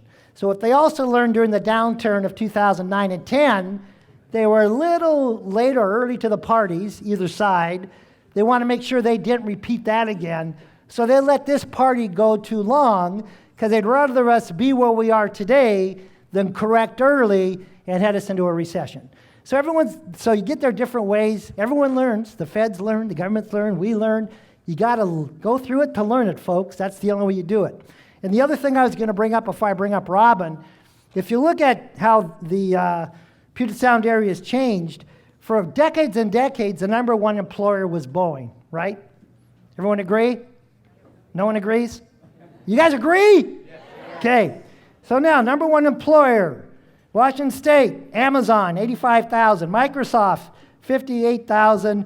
Boeing, 57,000. Joint Base Lewis McChord, 54,000. U of W, about 50,000. That's how it lines up last time this came out. The whole area has changed. It's all about tech, tech, tech. We still got Boeing, don't get me wrong, but that's kind of where it was. So now I'm going to bring up Robin, but before I bring her up, we've been together a little over 30 years, so some of you newer agents might appreciate this story. Oh, God. Oh, God. So we were in the Skyway office up where the Zales used to be way back when, and so I was managing the office, and we were kind of, Jim, were you managing too back then? Yeah, you were managing too. And so Robin was a newer agent. And so I'd say, we said, Jim and I, where's Robin been? I don't know. We'd ask Robin, I'm home calling, I'm home doing work, I'm home working on my business. She was watching soap operas at home, watching TV at home, so she didn't have to call anybody, see anybody, do anything. Right? That was about 1989, 1990, 1991. So for all of you who have call resistance, and all of you who have, I don't want to talk to anybody, I don't want to dial anybody, everybody goes through it, right? Everything you want in life is probably a little few steps outside your comfort zone, and you have to go through it to learn it, but if you never go through it, you're never going to learn it. So then, fast forward, she got on board, got going, and all of a sudden, she's the top 1% forever around the country for many, many years. So before I bring her up, bring out a pen and paper. You guys got to go through this. Even if you're not an agent, I'll show you can pick another topic. I have done this for my career for years and years and years on different topics, even in my personal life. So I want you to write S-W-O-T. S-W-O-T.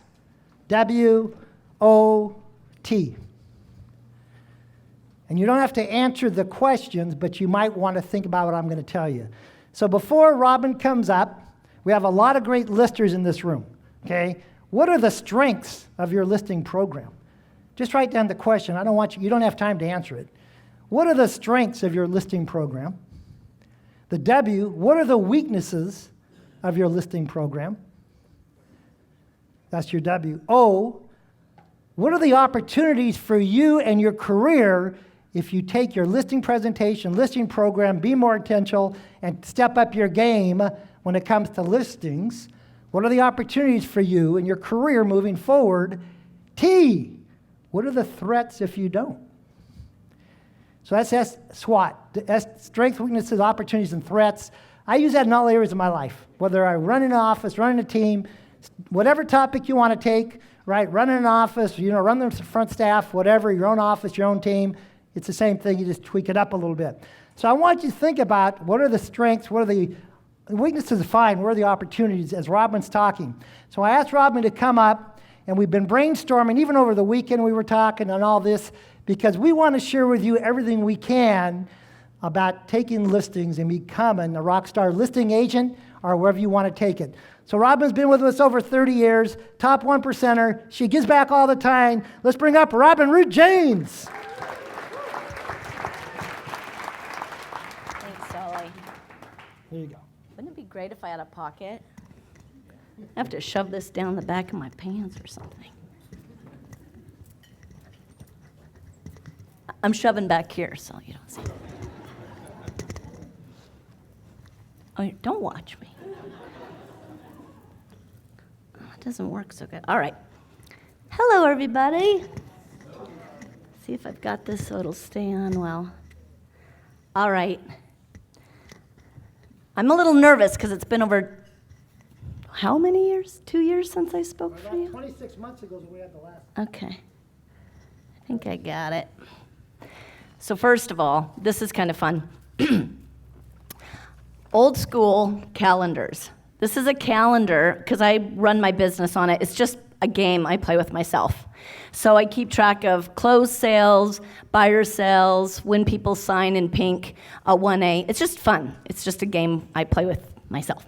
And on it, this is back March 25th, 2020, in big letters, the shutdown starts.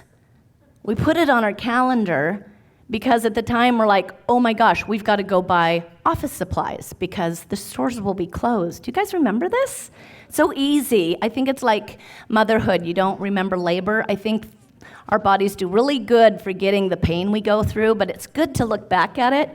We were so lucky. This is National Association of Realtors. That lifted. As realtors, we could start showing homes 4 days later. So just kind of an interesting 2 cents worth. Something else happened pretty cool. Yesterday, 2019. Do you guys know what it was? Again, I keep calendars of benchmark dates through my life because I'm not going to be here forever, and it's really fun. You'll want this if you're young. Do this now, where you'll want to be like, when did I sell that favorite car of mine? And when are those benchmarks? So if you don't do it now, start the habit of reflection. It's great. I wrote down and kept track of it. Do you know what it is, Saul? What happened yesterday, 2019? I'm putting you on the spot. Probably when I sold the company. It was. It was. So I think, for one, we should give Saul and the KMS team a round of applause for that sale. I mean it. So although it was 32 years ago I started with Saul, when I first saw him, I was with my date at the time. Back in the 80s, I was 18, and here this man is doing, he's like, hey, everybody, conga line. Doesn't that sound, I mean, it's the same man no matter where, right? Crazy man. Fell in love with him then, and then the next thing I know, here I am in real estate. And where it started was I ran a health club. And when I ran the health club, I made money based on memberships sold. Could you imagine? I was a viper. And so I kept track. You'd have to sign in when you came into my club, and I would look at my attendees, and I would be like, God, I've sold them all a lifetime. I have no money to make off these people because they all bought the lifetime membership. So what that taught me way back when, this is in my 20s, I'm in my 60s now. Back in my 20s, I'm a woman who's always reflected, and that's a big strength of mine, is that I reflect. And it was that I couldn't control who walked in the door. So in my life, there's no way I've done 10 open houses, ever. Now, there's a great reason to do open houses, blah, blah, blah, blah, blah, blah, blah. But for me, for one, I like my weekends, and two, I like to know what's gonna happen, because I go make it. So when Saul's talking about going after the business and making it for yourselves, that's what I like to do. I'm a Viper woman. So I also want to thank the John L. Scott team, because we went from this fabulous company that KMS started with Shai and Jim, who taught me from when I was little, and Saul, up to people like John Hunter, who has my heart, and Eric, who I love dearly, Lennox and what he does for us and the programs that he's offered. So again, when you guys are feeling down, does anyone ever have a shitty day or a tough one? Saul's always, what's your line? The quick, one and done, right? If something goes bad, don't dwell for more than one. Oh my God. For about the last week, I'm thinking about a listing where I didn't get him called back fast enough, and the guy loved me, and I lost him, right? Happens to the best of us. And it's a lesson in knowing how to go back and figure out how to pick yourself up and keep going forward. So that's what I hope to help you with. Because of our skills with John L. Scott, they don't pay me to say this, guys, just in case you were wondering. We can have what we want in our lives if you know what you want to make of it. So I'm going to find that little clicker that Colin was so kind to give me, and hopefully this will work. Hey, this is one of my favorite quotes. So we're talking big picture here for a little bit. This is, and in the end, the love you take is equal to the love you make. Now, I'm not screwing all my customers, just to let you know. So let's switch that word so it's straight in your head. Let's make it instead to equal to the love you give. Change the verbiage a little bit, but otherwise you guys have your minds in the gutter. By the way, I see phones out. This whole slide deck with everything I could give you from the bottom of my heart, you're going to get a copy of. So if you miss something, roll with it. You're going to get a copy of it. This is my foundation. So Saul was talking to me about big picture. On my goal board, which is big, it's 6 feet by 4 feet. It's awesome. It's glass, and it's magnetic, so you can write on it, but I'm one of those control freaks. I want things clean. You can clean it off. It's by Quattro if you ever want to look on Amazon. This is on my goal board, and I see it all the time, just a glimpse of it. I see the words, my foundation, and it goes to a core of what I really believe. So I'm going to read it to you. Close your eyes if you can. I know this is schmaltzy, but I really want you guys to get this, because this is you. In your core, this is how you think too. This is it. My clients love me. They're constantly wowed by what we do for them, by my leadership and my knowledge, by our steadfast loyalty, by our expertise, and by our overall level of care and love for them. The love impacts them and changes them forever. When the transaction is closed, they remember my value and my love, and they remember the value of my team well beyond the closing day. They share their enthusiasm with their friends and business colleagues, which leads to a high-quality referral business and good vibrations across the universe. How's that? Can you feel it? So you guys will get a copy of this. You can tweak it, but you should have your North Star. And for me, this is my North Star. So when I meet a client, I always envision them as my mom and dad, because I love my mom and dad. They were incredible people. Sorry. I miss them greatly. But if they needed to sell a house, I would have done anything to knock it out of the park, right? You bring out every gun you've got and you shoot the fuck out of it. So that's what I would do for them. That's what we do for our clients. And when I say we, I'm talking about Esteban. He's my right-hand man.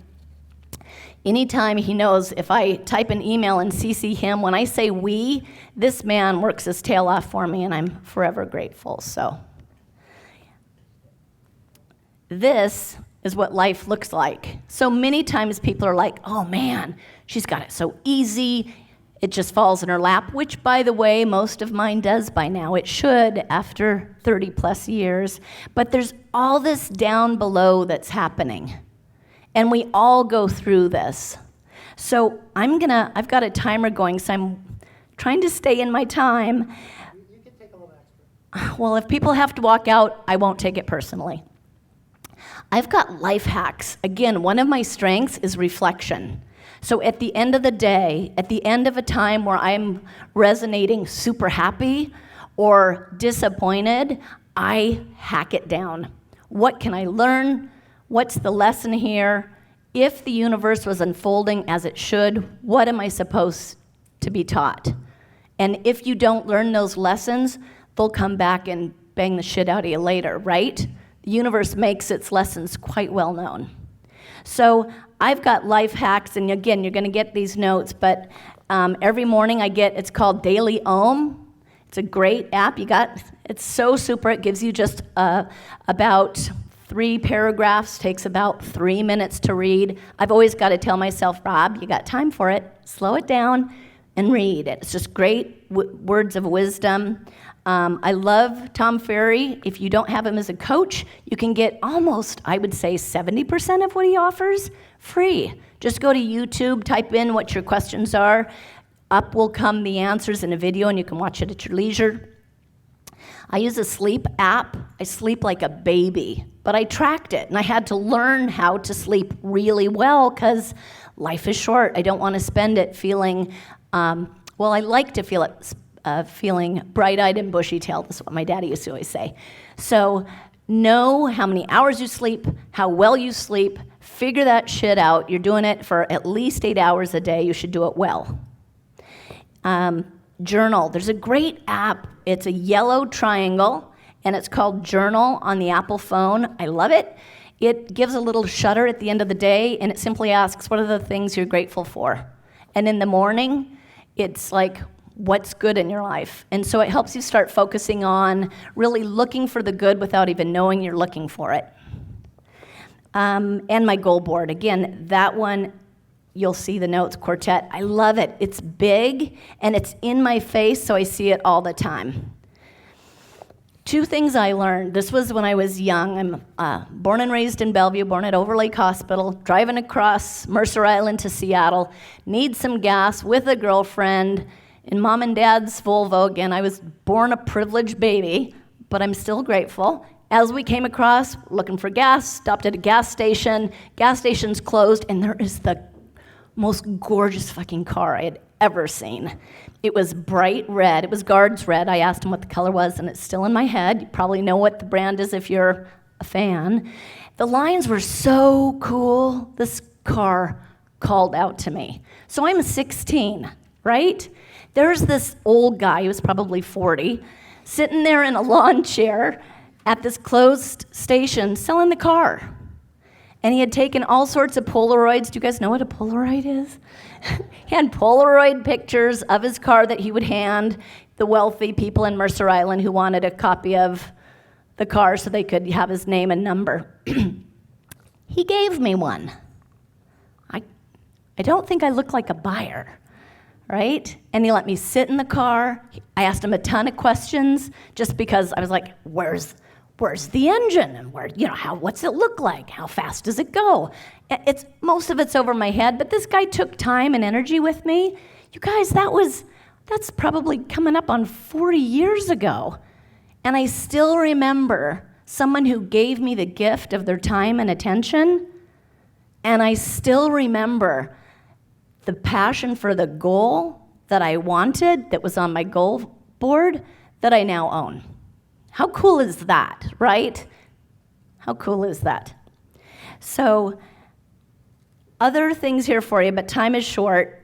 When this was established, this class for today, Shai and Saul and Jim, they were all collaborating. What are you guys saying? And it wasn't about this, but this, to me, this is what you should focus on a lot. What's happening between here, reflecting on what's working, figuring out what's not, and don't do the same shit that's not working time and again. That's a waste of your own life, right? That was like me. It wasn't soaps, by the way. I was watching anything that streamed by just to be sitting at home, not doing the scary work of picking up the phone or door knocking. That's all we had back then, you guys. There wasn't internet. You couldn't send a text or an email. So you had to actually go meet people if you didn't do open houses.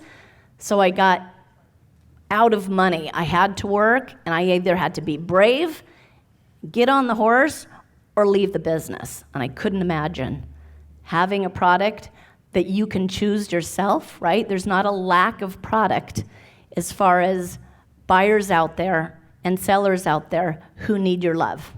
So we'll focus on some meat here. So far, so good? Okay.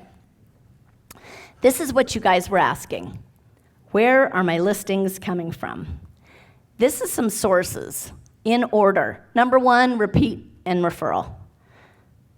Wait, repeat, referral. Then past sphere of influence, and then farming. So you should be able to make a career that within a minimum of a decade, all the business you need comes from people who call you. You just need to take care of everyone along the way so that you're not out having to create business and find the buyers and the sellers. They should come to you. That's what happens. I was looking this morning, we've got 7 people, 7 referrals already this month. That's what you want, people who love you so much because you loved on them that they never forget you, just like my Porsche guy. So I'm gonna break these down a little bit. This one, again, you're gonna get a list of it.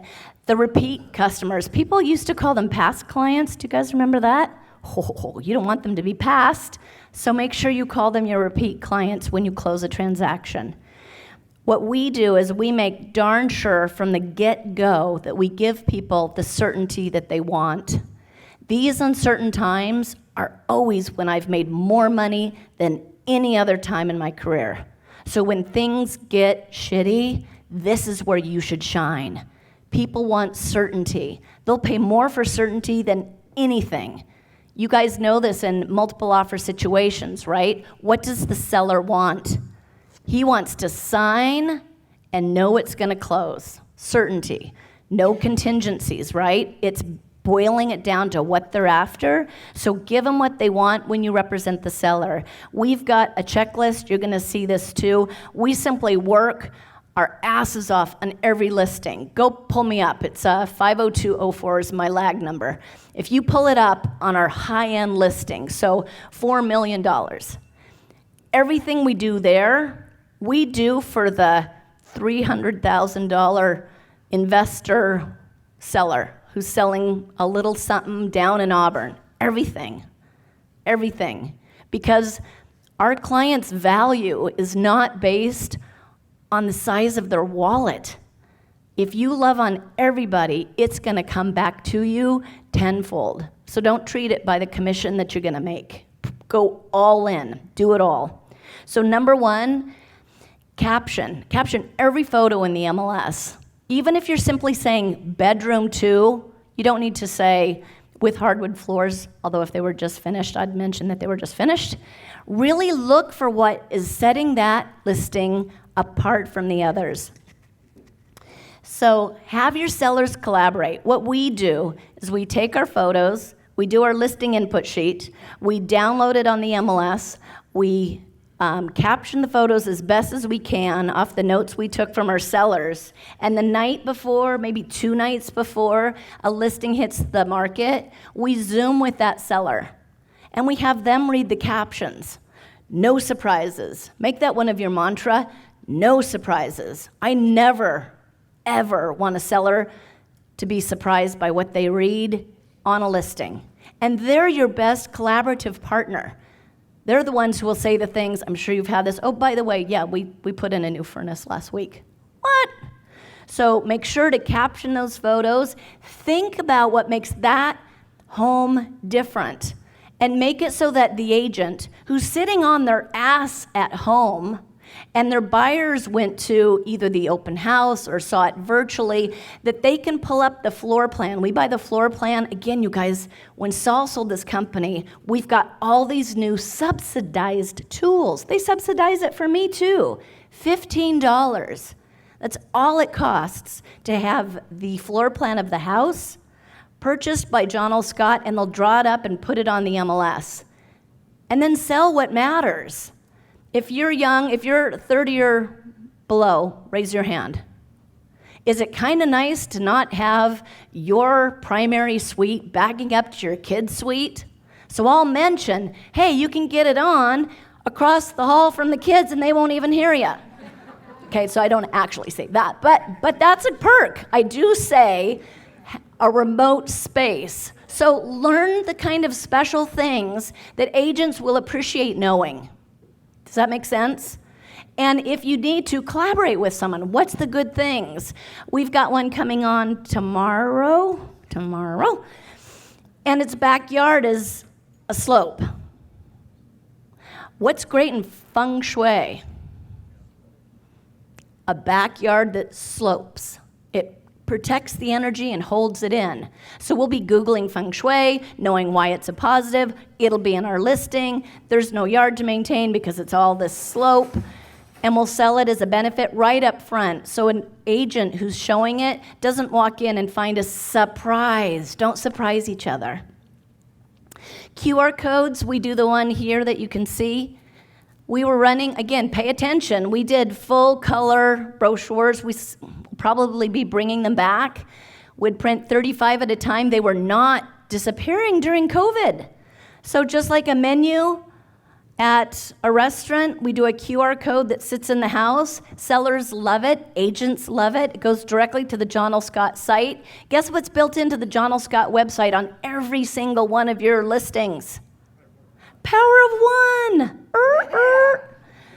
So we Zoom.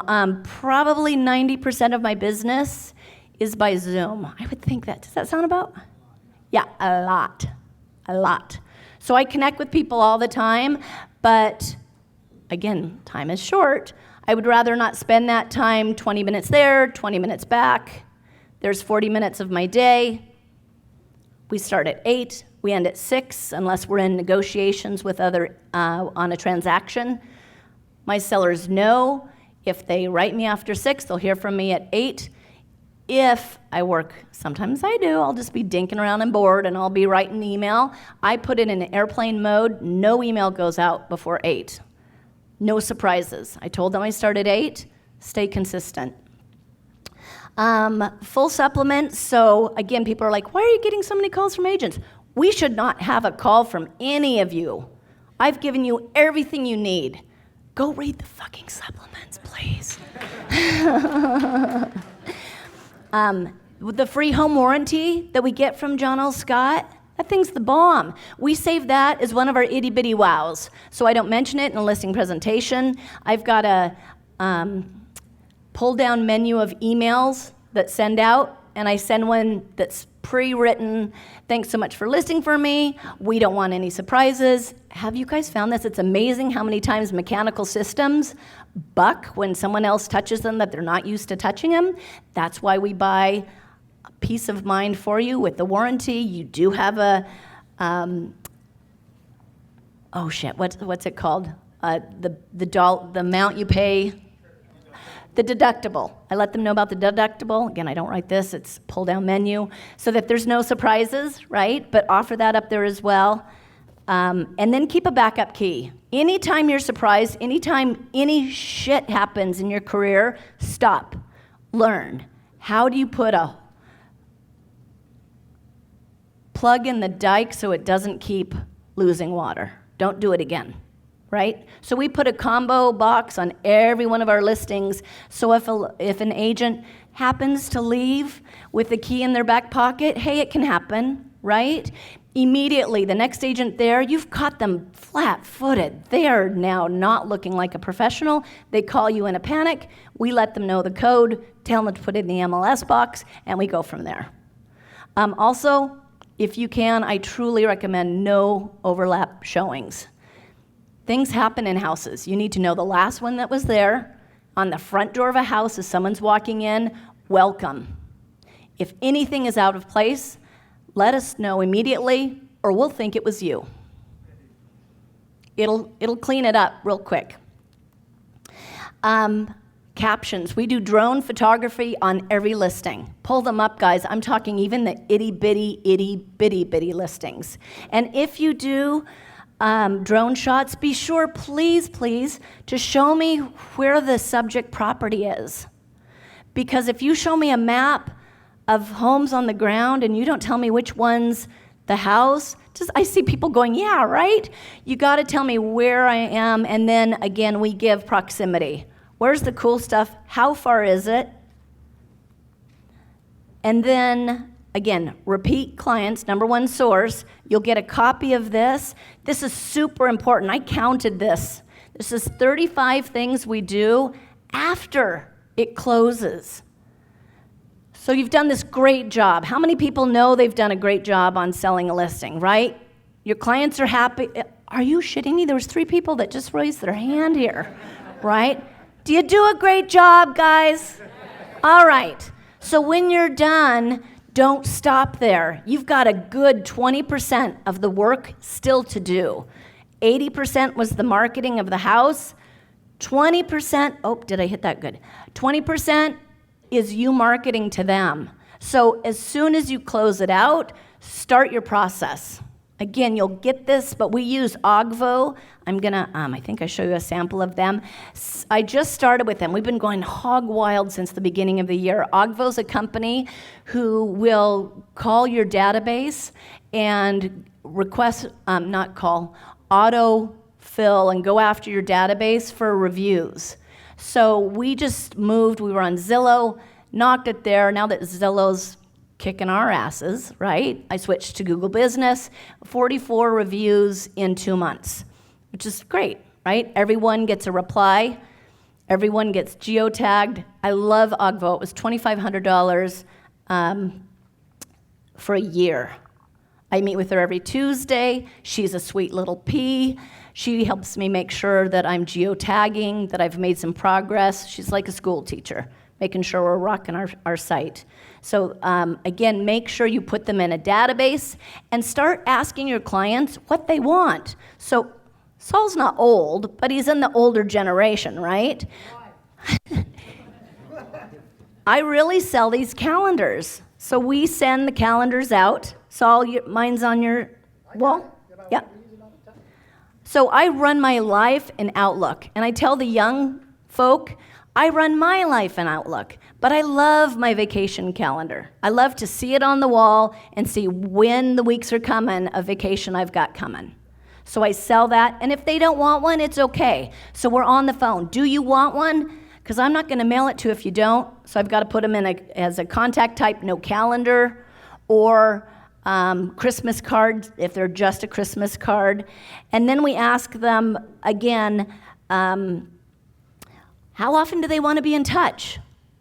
I sign them up for HomeBot. I love HomeBot. The best thing of HomeBot compared to buy-side is it gives me a weekly analytic. So at the end of each week, it tells me who's the people who are on that program the most, so I know to give a little shout out to them and see if they're utilizing it to their full advantage. How many people do you have on HomeBot? 3,856. So let's stop there. Couple reasons. First of all, if we're going through all this is what I do, this is what I do, let's go back to the seller. She's coming to my house.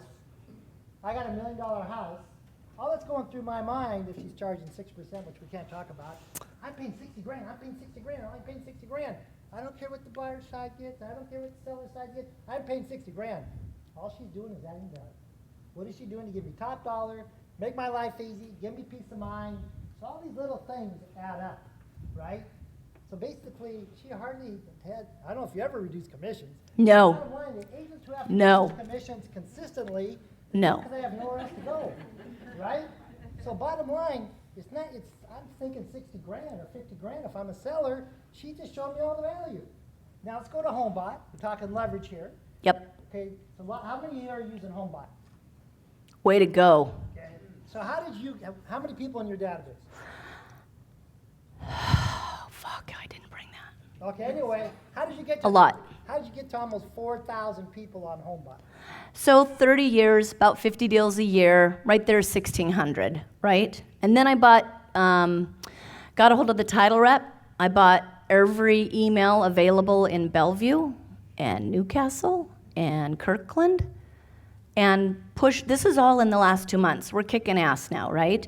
This is a long-term game. Play the long term, because some people are like, hey, do you do just solds? I do. Yeah.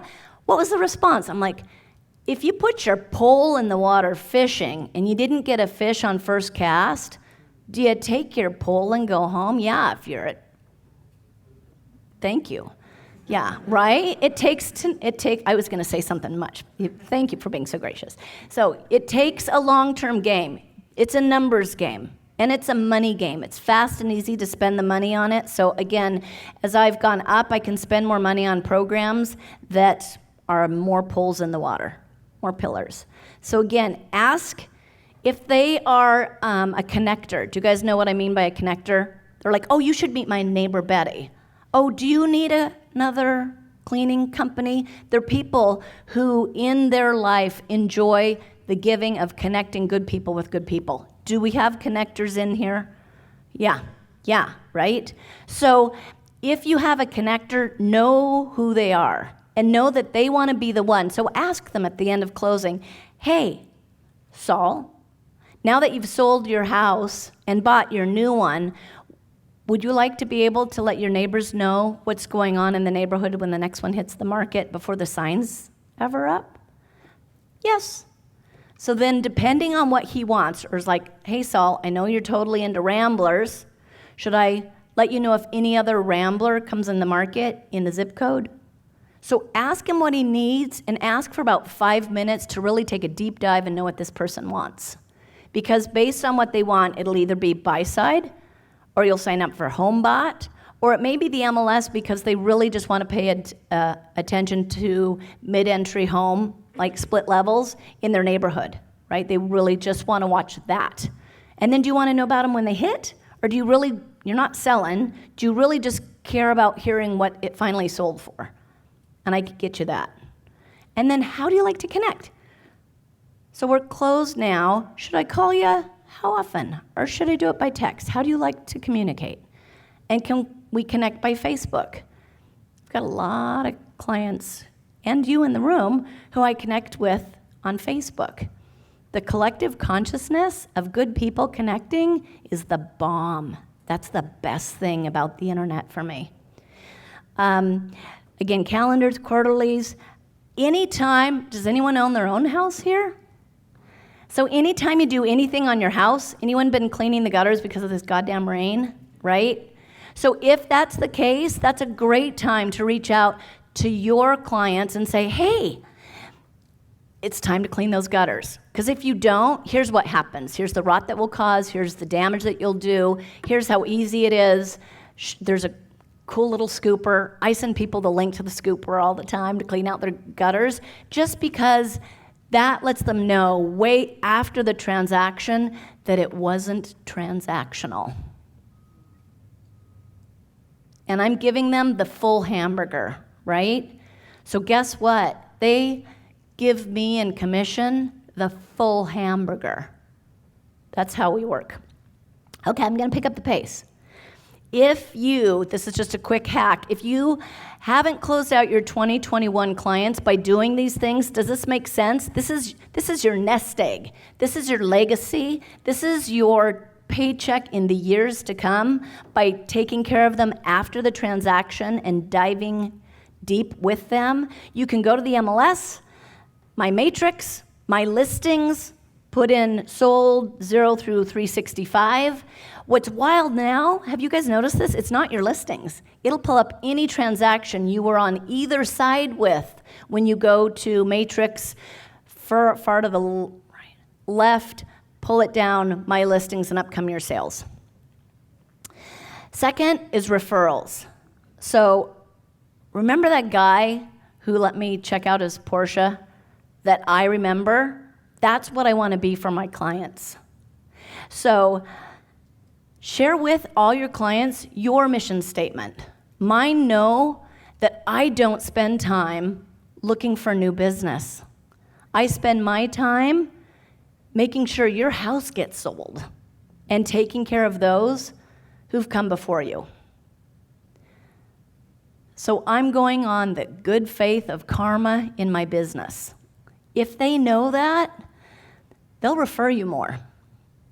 So I show gratitude for what they do. I offer to give myself in return and learn who your connectors are, like I said. I'm going to give an example of this real quick. I think I have a list here. I'll stop here. This lesson right here, this is life. This is the biggest lesson you can ever learn in life. Show gratitude. So this room is managed by Maria. She works her ass off, guys. She's up and down and moving 1,000,000 miles an hour. She's the one who made sure your breakfasts were here, that they were hot, that the plates were picked up. She's got just as much value as every one of us, and she works harder. Physically, she works harder. So she made us a good breakfast. We let her know, thank you. We are grateful for what you've given us. We can see your hustle. I appreciate you and what you've done. How can I say thank you back? My skill is real estate. If you ever need me, I'm here for you. It doesn't have to be a transaction. If you've got a question, if you need anything, I'm here for you. She sold her house. She bought her house. Her son bought with us. Her son sold with us. Her other son bought with us. Her sister-in-law bought with us. And these are the people I want to connect with because they are excellent. So when you see excellent and you love people that you connect with, show that gratitude back because these people are working so hard in this world, and your clientele and your repeat and your referral business is in your center of influence and you knowing everybody. So my hairstylists, the people who own the hangar next to us, my window cleaner, my painter, my general contractor. I'm constantly talking to people when I see excellence and bringing them in the fold and letting them know I'll do anything for them back. And I mean it. It doesn't have to be a paycheck tomorrow or the day after. It comes back to me tenfold. Makes sense? Tell me this is good, because this to me is the gold of it. Thank you. And then I get super schmaltzy. So again, you're going to get this slide. I send out gifts. Anyone know Brian Buffini? For our clientele, we go above board. I don't go to the dollar store for anything. So these gifts all run between $65 and $250 a pop. We gave Cutco knives to our top 15 clients. They were $1,500 a pop. We did the core of your business, and on the core slicer, this is a beautiful, artistic, expensive made apple core, is our logo. So again, always go back and give love to them. And then we do this. This is for our older clientele. We bring it up to everybody, but it's our older clientele who need it. There's a company, you'll see it down. Again, you're going to get these slides from your friends. They won't sell a postcard to you if I've already got the email or the address and the name of the client. So you won't compete against anyone, but once a month they get a little postcard in the mail and it's a 2-for-1 for something. It's also great for people who are coming into the area. They don't know what to do. They're looking for adventure. They've got grandkids, so we're always bringing this up. Many times we'll send it out the first month or two and then talk to them about it. If you gave me this, I would feel guilty if I didn't use it, so I don't want it. So figure out, don't give people guilt, right? You got to figure out if it resonates with them or not. Sorry, I was out of order here. This is Ogvo. Again, this is the analytics of what they've done for us in the last 30 days. 112 direct hits on Google. And again, people aren't searching yet for us. It's they heard my name from a friend, and now they're going to go sniff test you, right? Are you smelly or are you good? So this is why this is really helpful to have. And then here's, again, this is just to get your mind thinking. This was in the last year and a half. Fellow board members, because I'm on the board, fellow ushers, I'm a flashlight lady at Village Theater, my hairstylist, my physician, my auto mechanic, my vendors like my window washer, my insurance agent, my interior designer, my painter, my general contractor, and the people who sit in the season tickets next to us at P&B. So when I meet people and I'm grateful, I'm always like, God, thank you for introducing yourself. You've really made me happy. I don't know what to do but say thank you and offer my services. I'm in real estate. That's my skill set. If you ever need anything, a second opinion, you don't have to hire me, but you've got a friend in real estate. I say that so many times because I mean it. And then the sphere of influence. Place yourselves in more situations. So it's okay to spend money if it puts you with people. So when we bought our first airplane, it was a big expense, and I was nervous about doing so. I can't believe how much business I get from all our hangar neighbors. It's like a men's quilting bee, that all the hangars are next to each other, and if a door is open, the guys come in and they connect. And I'm married to one of the most amazing men. He just sold a used car yesterday for us. He told me this morning, because we always have our morning time in the morning, and he said, look at this text. He calls me Robbie. He goes, Robbie, look at this text. And it was from the mom of the daughter that he sold his car to. And he was like, I can't remember her name, is in tears this morning. She went out to start her new car and found that it was a full tank of gas. And then she said, you must be married to someone who's like you. You said she was in real estate. So when the time comes, could we reach out to her? Isn't that great? That's how life really works. That's where you'll all be if you just love on your people. Because and in the end, right? And farming. This is a new one for me, just because farming is expensive. It takes no time of mine, so it's a way to leverage myself without it taking time. Time is the quantity that I have that I can see is going to end. So as time gets tighter for me, this is something I really watch. How can I spend money to make money? Just sold postcards. We just did one. We sent out 700 of them. Saul showed me this program that's now available that's super kick-ass. Where's that one? Right, so we do just listed, just sold, just listed, just pending, just sold, and then in the same neighborhood, there's this thinking about selling postcard, and then there's another one, do you want a CMA? So we'll keep going, right? Because it's, what is it, guys, right? Send, maybe then call. So I leverage this, and I know what I'm talking about. So, for example, one of the easy sources of information is to know what you're talking about. This is the Grand Connection in Bellevue. Bellevue's planning a lid over, I've got a cool thing here. Not leaving you, were you afraid? So this is 405. Can you guys see that? See this?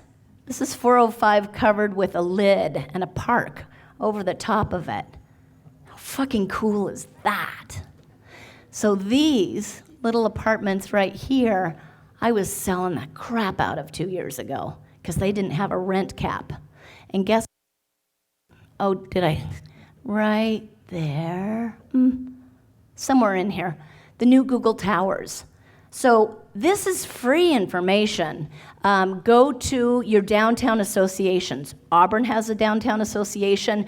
Go to those meetings, go to their websites, attend your city hall meetings. I love what the pandemic's done for technology because I don't want to go to a meeting at 6 o'clock at night. That's my playtime with my husband. But if you register for the class, the next day I can watch it at my leisure, which is super awesome. So this just lets me know what's going in my city so that I can talk and know what the heck I'm talking about. Yeah. Oh, okay. I'm doing good. I'm doing good. I'm at 20. I hope this is resonating. This is a really cheesy farming idea that I did. So this was 3 months ago. I live in a neighborhood in just west of downtown Bellevue. It's affluent, to say the least. Bought it at the height of the market. Way overpaid. But I knew what the market does, and I knew it would catch me someday. I didn't know how quickly, but real estate always goes up. Waxing and wane, but it always goes up. So I decided to do a website. So I made a Facebook page for my neighborhood called Lochleven, made a logo that Esteban helped me on, got it set up, made a little flyer, wanted to talk about the crime because 2 of our neighbors had what is it when they steal your catalytic converter? Fuckers, god damn it. You men with bats, you go get those guys, right? So I wanted to do, they were hurt in the heart. These people aren't, both of them came in internationally, and that's not my city. And we don't let that happen and be like, oh, sorry. We do something about it. So collaborating with the city offered a free police program, gave us some tips on what to do, made a flyer, and I went door to door, started meeting neighbors. Outside of my little, the 6 spectrum, your top 6, I decided I wanted it when my child comes home, who's not a child anymore, by the way, 37, that he sees us connecting with neighbors that are 4 blocks away. Not about real estate, but that's the community I want to create. So you'll see I've got a donut in a hand, also have one right about there. And this was no advertising.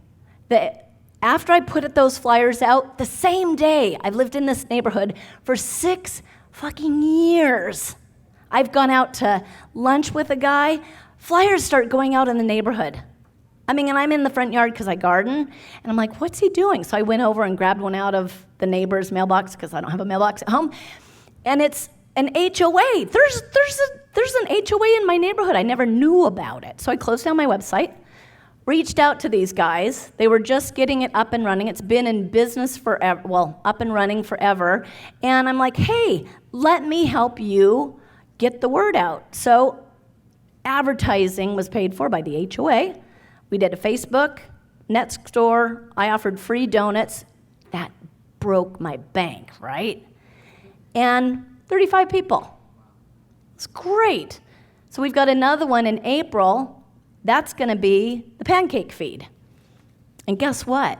I'm going to be hosting it, and I'm going to hit that whole neighborhood because I would rather meet you in a loving, open, connecting, and you'll know I sell real estate. I'm not starting with that. What do you got that I could have? Give me your next deal. They'll find me if I'm myself. So, again, we talked about this. With all those people, that was 35 people, I went back to them, because I have their email addresses, and asked them. First, I was specific. Thank you for coming over to my home.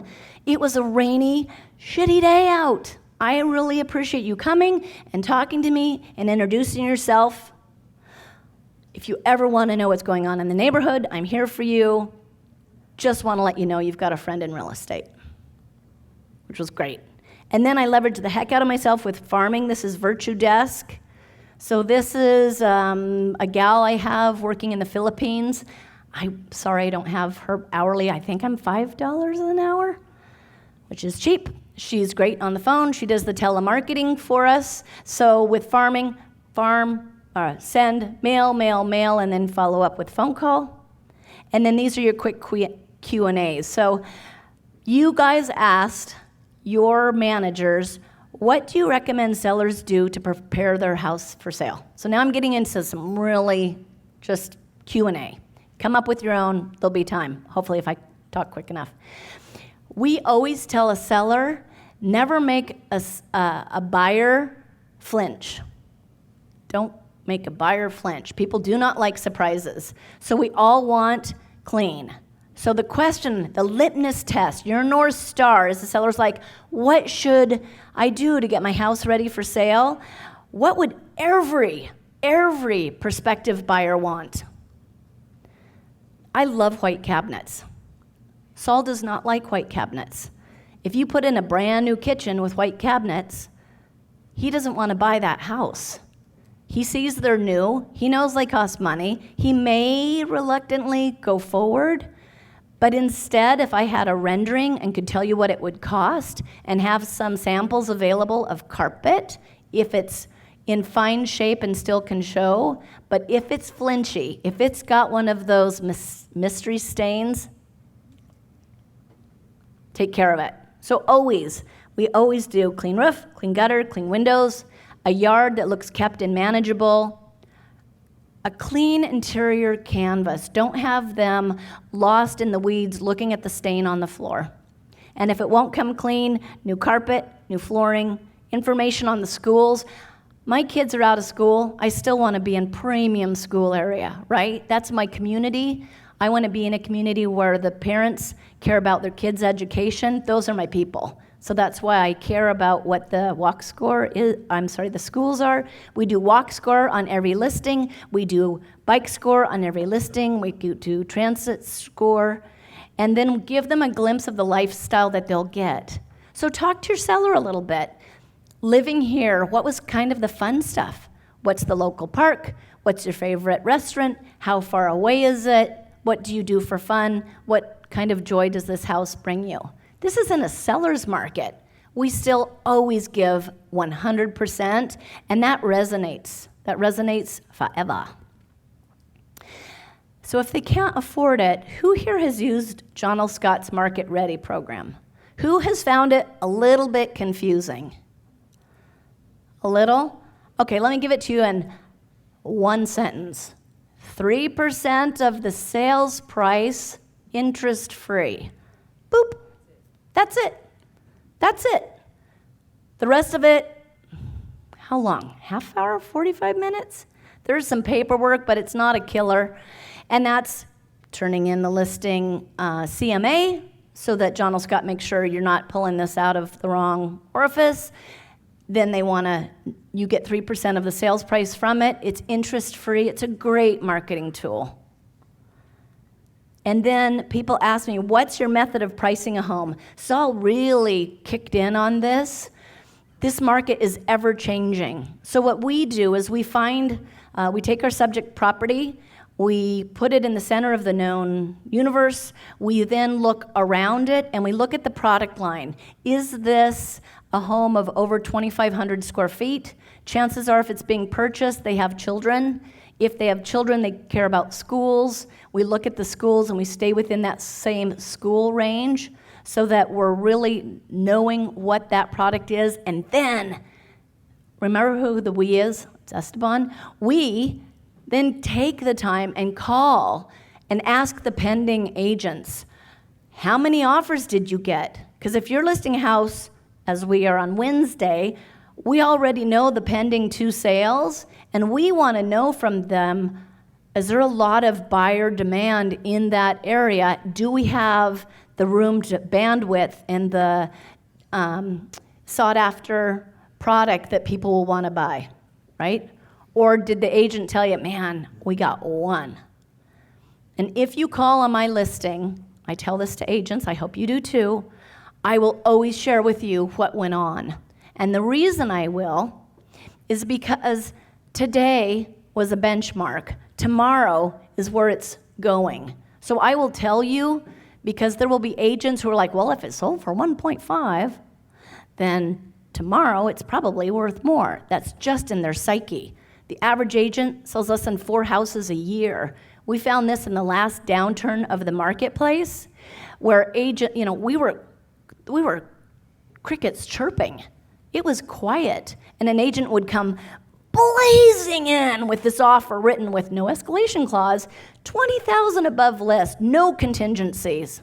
All right, we'll take it. They hadn't been watching what the market was going. So we do the same thing with our buyers. We do the CMA. We're online with them on Zoom. We help them see it will probably, in the last 2 months, what it will probably appraise for, because that's old data. and what the recent sales are, how many offers there were. That means there was 10 offers, there's 9 buyers you're competing against. Of those 9, 3 waived everything. We do not recommend you do it, but if you're gonna buy a house, that's what it's taking right now in this specific marketplace. So you gotta kind of know what that is as well. And then share. You'll get a lot less calls from appraisers if you switch your agent-only remarks before you mark it sold. If you go back to mine, we'll tell you how many offers, how many above a specific threshold, so that agents don't have to call. We don't get those calls. And appraisers don't have to call me. It's right there for them. How do we handle tons of calls when we go live? We don't. We don't. If it's starting to go crazy super fast, like the first day, you know how sometimes you're like, holy shit, you expected it, but it hits you with a little bit more force? We immediately go to the agent-only remarks, and we'll put in big caps. Be sure to read all captions and all supplements before picking up the phone.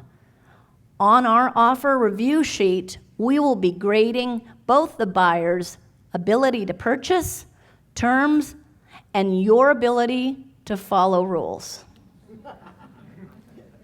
Because I am, right?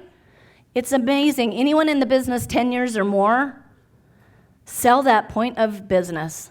I mean, that makes such a difference for us. We win on offers where the agents are like, oh, I know you.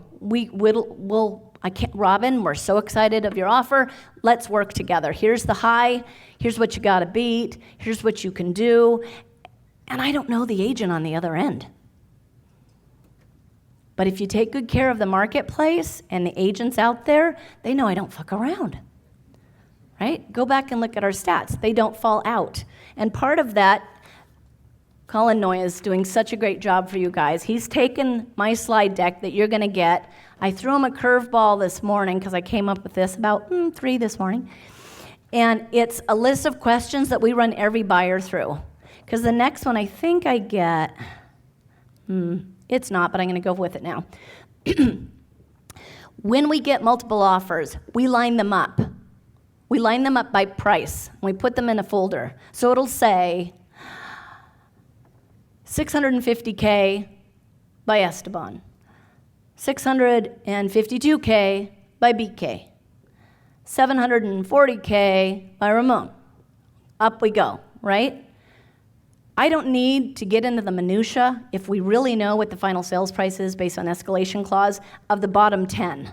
The agent gets sent them all, but we get it down to about the top 3, and then we take the deep dive.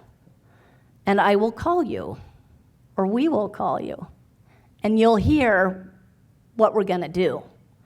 First one in highest, you get a reward. We're going back to everybody else. Josh, you're first, you're highest. Great job. But I don't want to hurt anybody's feelings or leave money on the table. So we're going back to offer 2 and 3, and we're letting them know that they've been beaten. We won't give out your price. We'll simply let them know they're in 3rd position out of 15, and we'll give them time. Again, in our broker's remarks, it says, have your clients nimble, have your buyers ready, because we may come back to you. And then when we get those up, I'll go back to Josh. He was number 1 coming in, and I'll say, Josh, you've moved to 2nd. Won't give you the number unless my seller will allow me to, and I will go back to a seller and say, I want this person. I want Josh's offer. Here's why. So let me share with them what it will take, and let's kick them a number. And then we call the lender. So this is a list of questions that I actually make these calls. This is an I. This is amazing. It's not a we, but this is an I. I actually want to tell the seller I've touched base with the lender and start asking things like, what interest rate was the buyer pre-approved on for their pre-approval letter? And make sure that that pre-approval letter is still rocking today. You'll get a list of these, but we just make sure that we don't have fallout and close every door so that when we're like, yay, you won. My only nervousness is from the time we go under mutual until the time the money is in the bank. So one more tip on multiple offers. The new thing we're doing, we're figuring out who the escrow person is. We call them in advance. We find out the wiring instructions, and we let the agent know we're all ready to wire. We've got the instructions ready to go. It helps them see that we're doing and going the extra mile both for them and for their customers. And then leverage. Just sold, telemarketing, door knock if you can. Again, it's really fun right now. People miss faces. And the appraisal came in low. This is one, it was funny. We're working with a lender chosen by one of our buyers right now. She's a sweet pea. She's really a sweet gal. But wow, does she get into the drama. So she's like texting me, the appraisal's come in. Can you call me, please? I'm thinking, oh, Jesus, hell. So I call her. The appraisal's low. I'm like, so what? Our client's ready. In the neighborhood, we had been on a Zoom call with them. We had shown them what it would probably appraise for if you were just doing quick glances in the market. And we knew that she had the cash to make up the difference. We had run the scenario with her. Shouldn't be a surprise. Let her rip. And it wasn't a surprise. So make sure that we know value, guys. Appraisers, they don't go inside houses. They take pictures on the outside and see the one house that they're looking at. So front load it and let your buyers know who knows pricing. You do. And keep in their mind those local pending sales that you just shared with them that let them see that they're in a good position financially, even though those now can't be used by an appraiser because they're not closed. I think we're out of time for Q&A. Well, I got a couple things. Okay. How would you, first of all, how is this year different than last year as you're talking to your sellers? Did conversations change, emotions change? What's the vibe of your database or your clients right now? So a year ago, it was much more consistent. I think we all got used to COVID, and right now, it's a shitstorm out there right now. I mean, it is, right? Interest rates are crazy. The stock market, I don't even watch it. I put my money in it. I'm not pulling it out today. I don't need to ride the low. It'll be fine in the high, long term.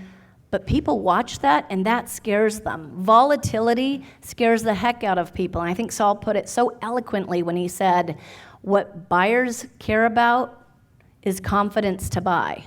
And right now, we've got some fear. So we mention that to our clients up front. Sometimes we hit to the fences. We just did. We did a price reduction this morning, 3 a.m. Again, I was up. And then, of course, I'm telling my clients, look what I sent out at 3 a.m. By the time all the agents are up, all the marketing will have started. They loved it. They're like, go, go. So, again, we all don't know what's going on in the marketplace. Just let them know what you do by really knowing today's data and current pendings. Okay, so how are you handling sellers' expectations today because they want to be in last year's market and mindset? I want the highest price, and that's what happened last year. My neighbor got $1 million gazillion. Right. I want $1 million gazillion plus one.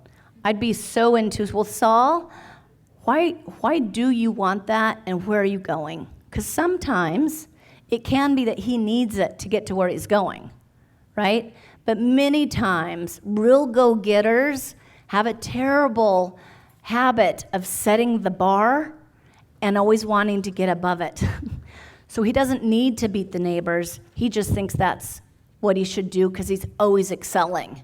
So break it down that easily to them and know exactly why he needs to sell. Does he really need every penny out of it? And sometimes when life is ticking by, even you young people, it's ticking by, get what you want instead of waiting for that extra dollar.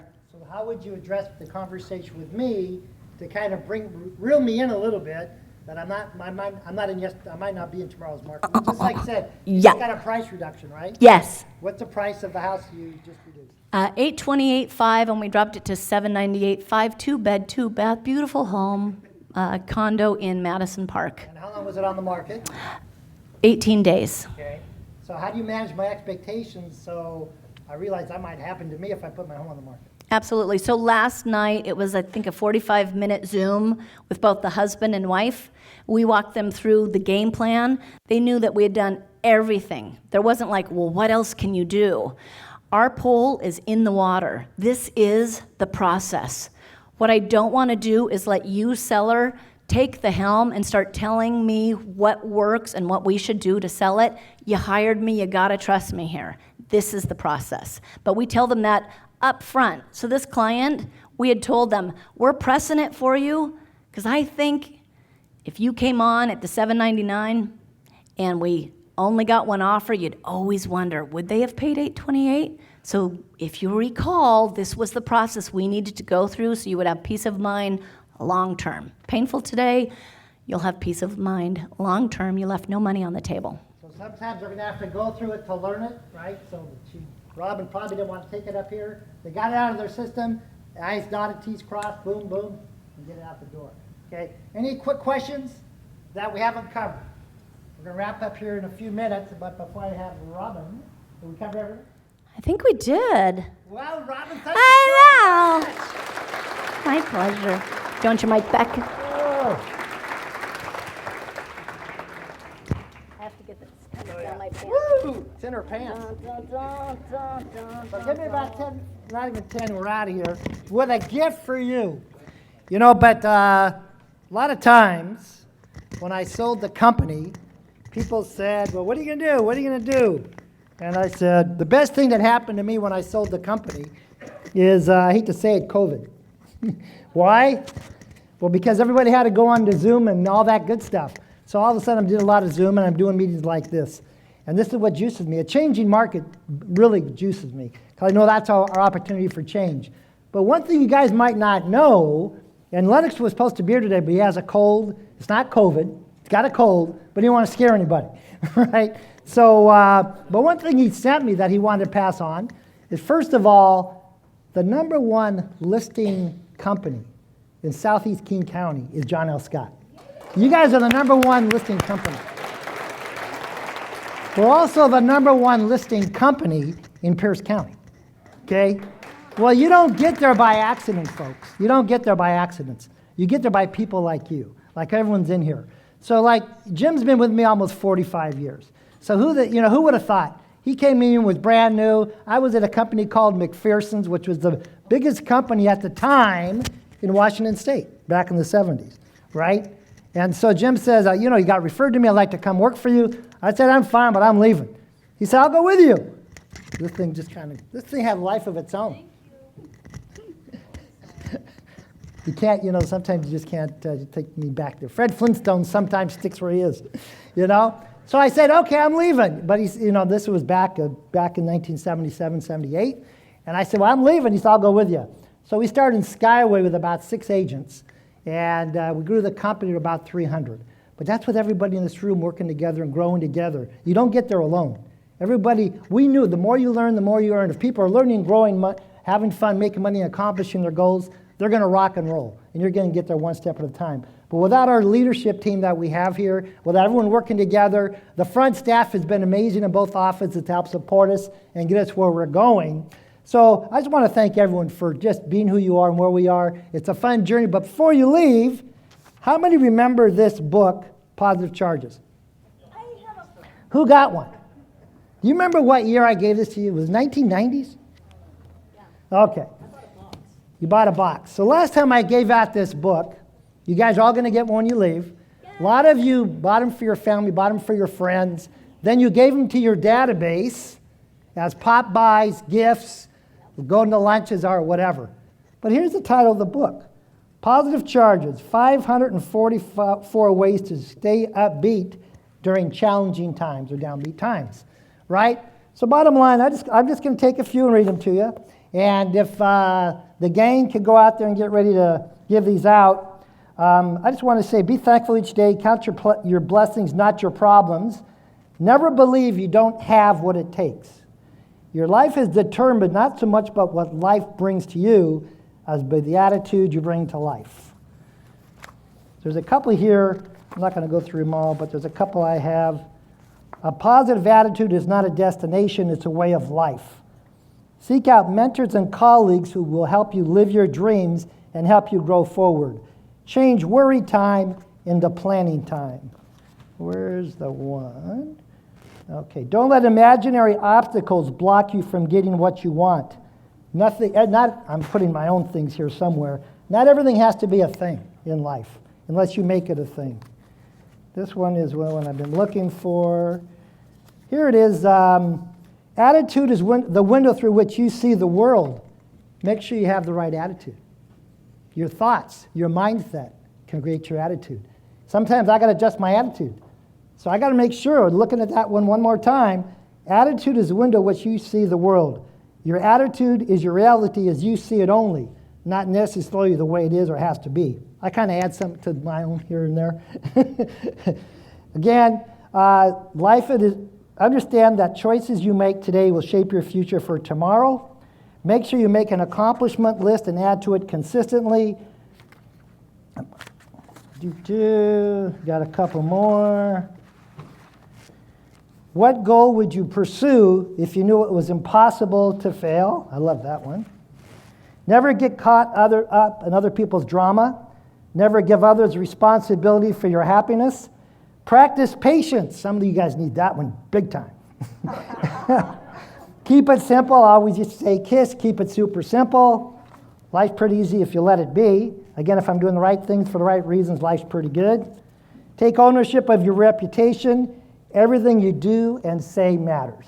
Once you lose your reputation, it's hard to get it back, you know. Respect and be kind to people. Get back to taking good care of people, being kind and respectful to everybody. Take time to write out your success inventory, again, accomplishment list, what have you accomplished, and keep adding to it. Take time to relax, enjoy life, and enjoy your journey. Plan a vacation, always have something to look forward to. Cultivate a good sense of humor and laugh, and even laugh at yourself. You get out of life what you expect. A positive attitude is one characteristics that all successful, happy people have.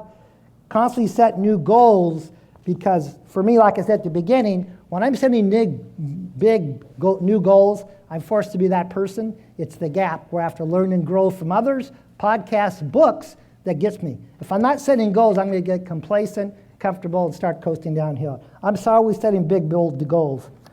And one quick story, 30 seconds, we're out. I want you guys to listen to this. Ken, shh. I want to give you a story that we all lived through. COVID, right? So let's see how we had to change. So back in the day, 2 years ago, COVID came. There was no vaccine, right?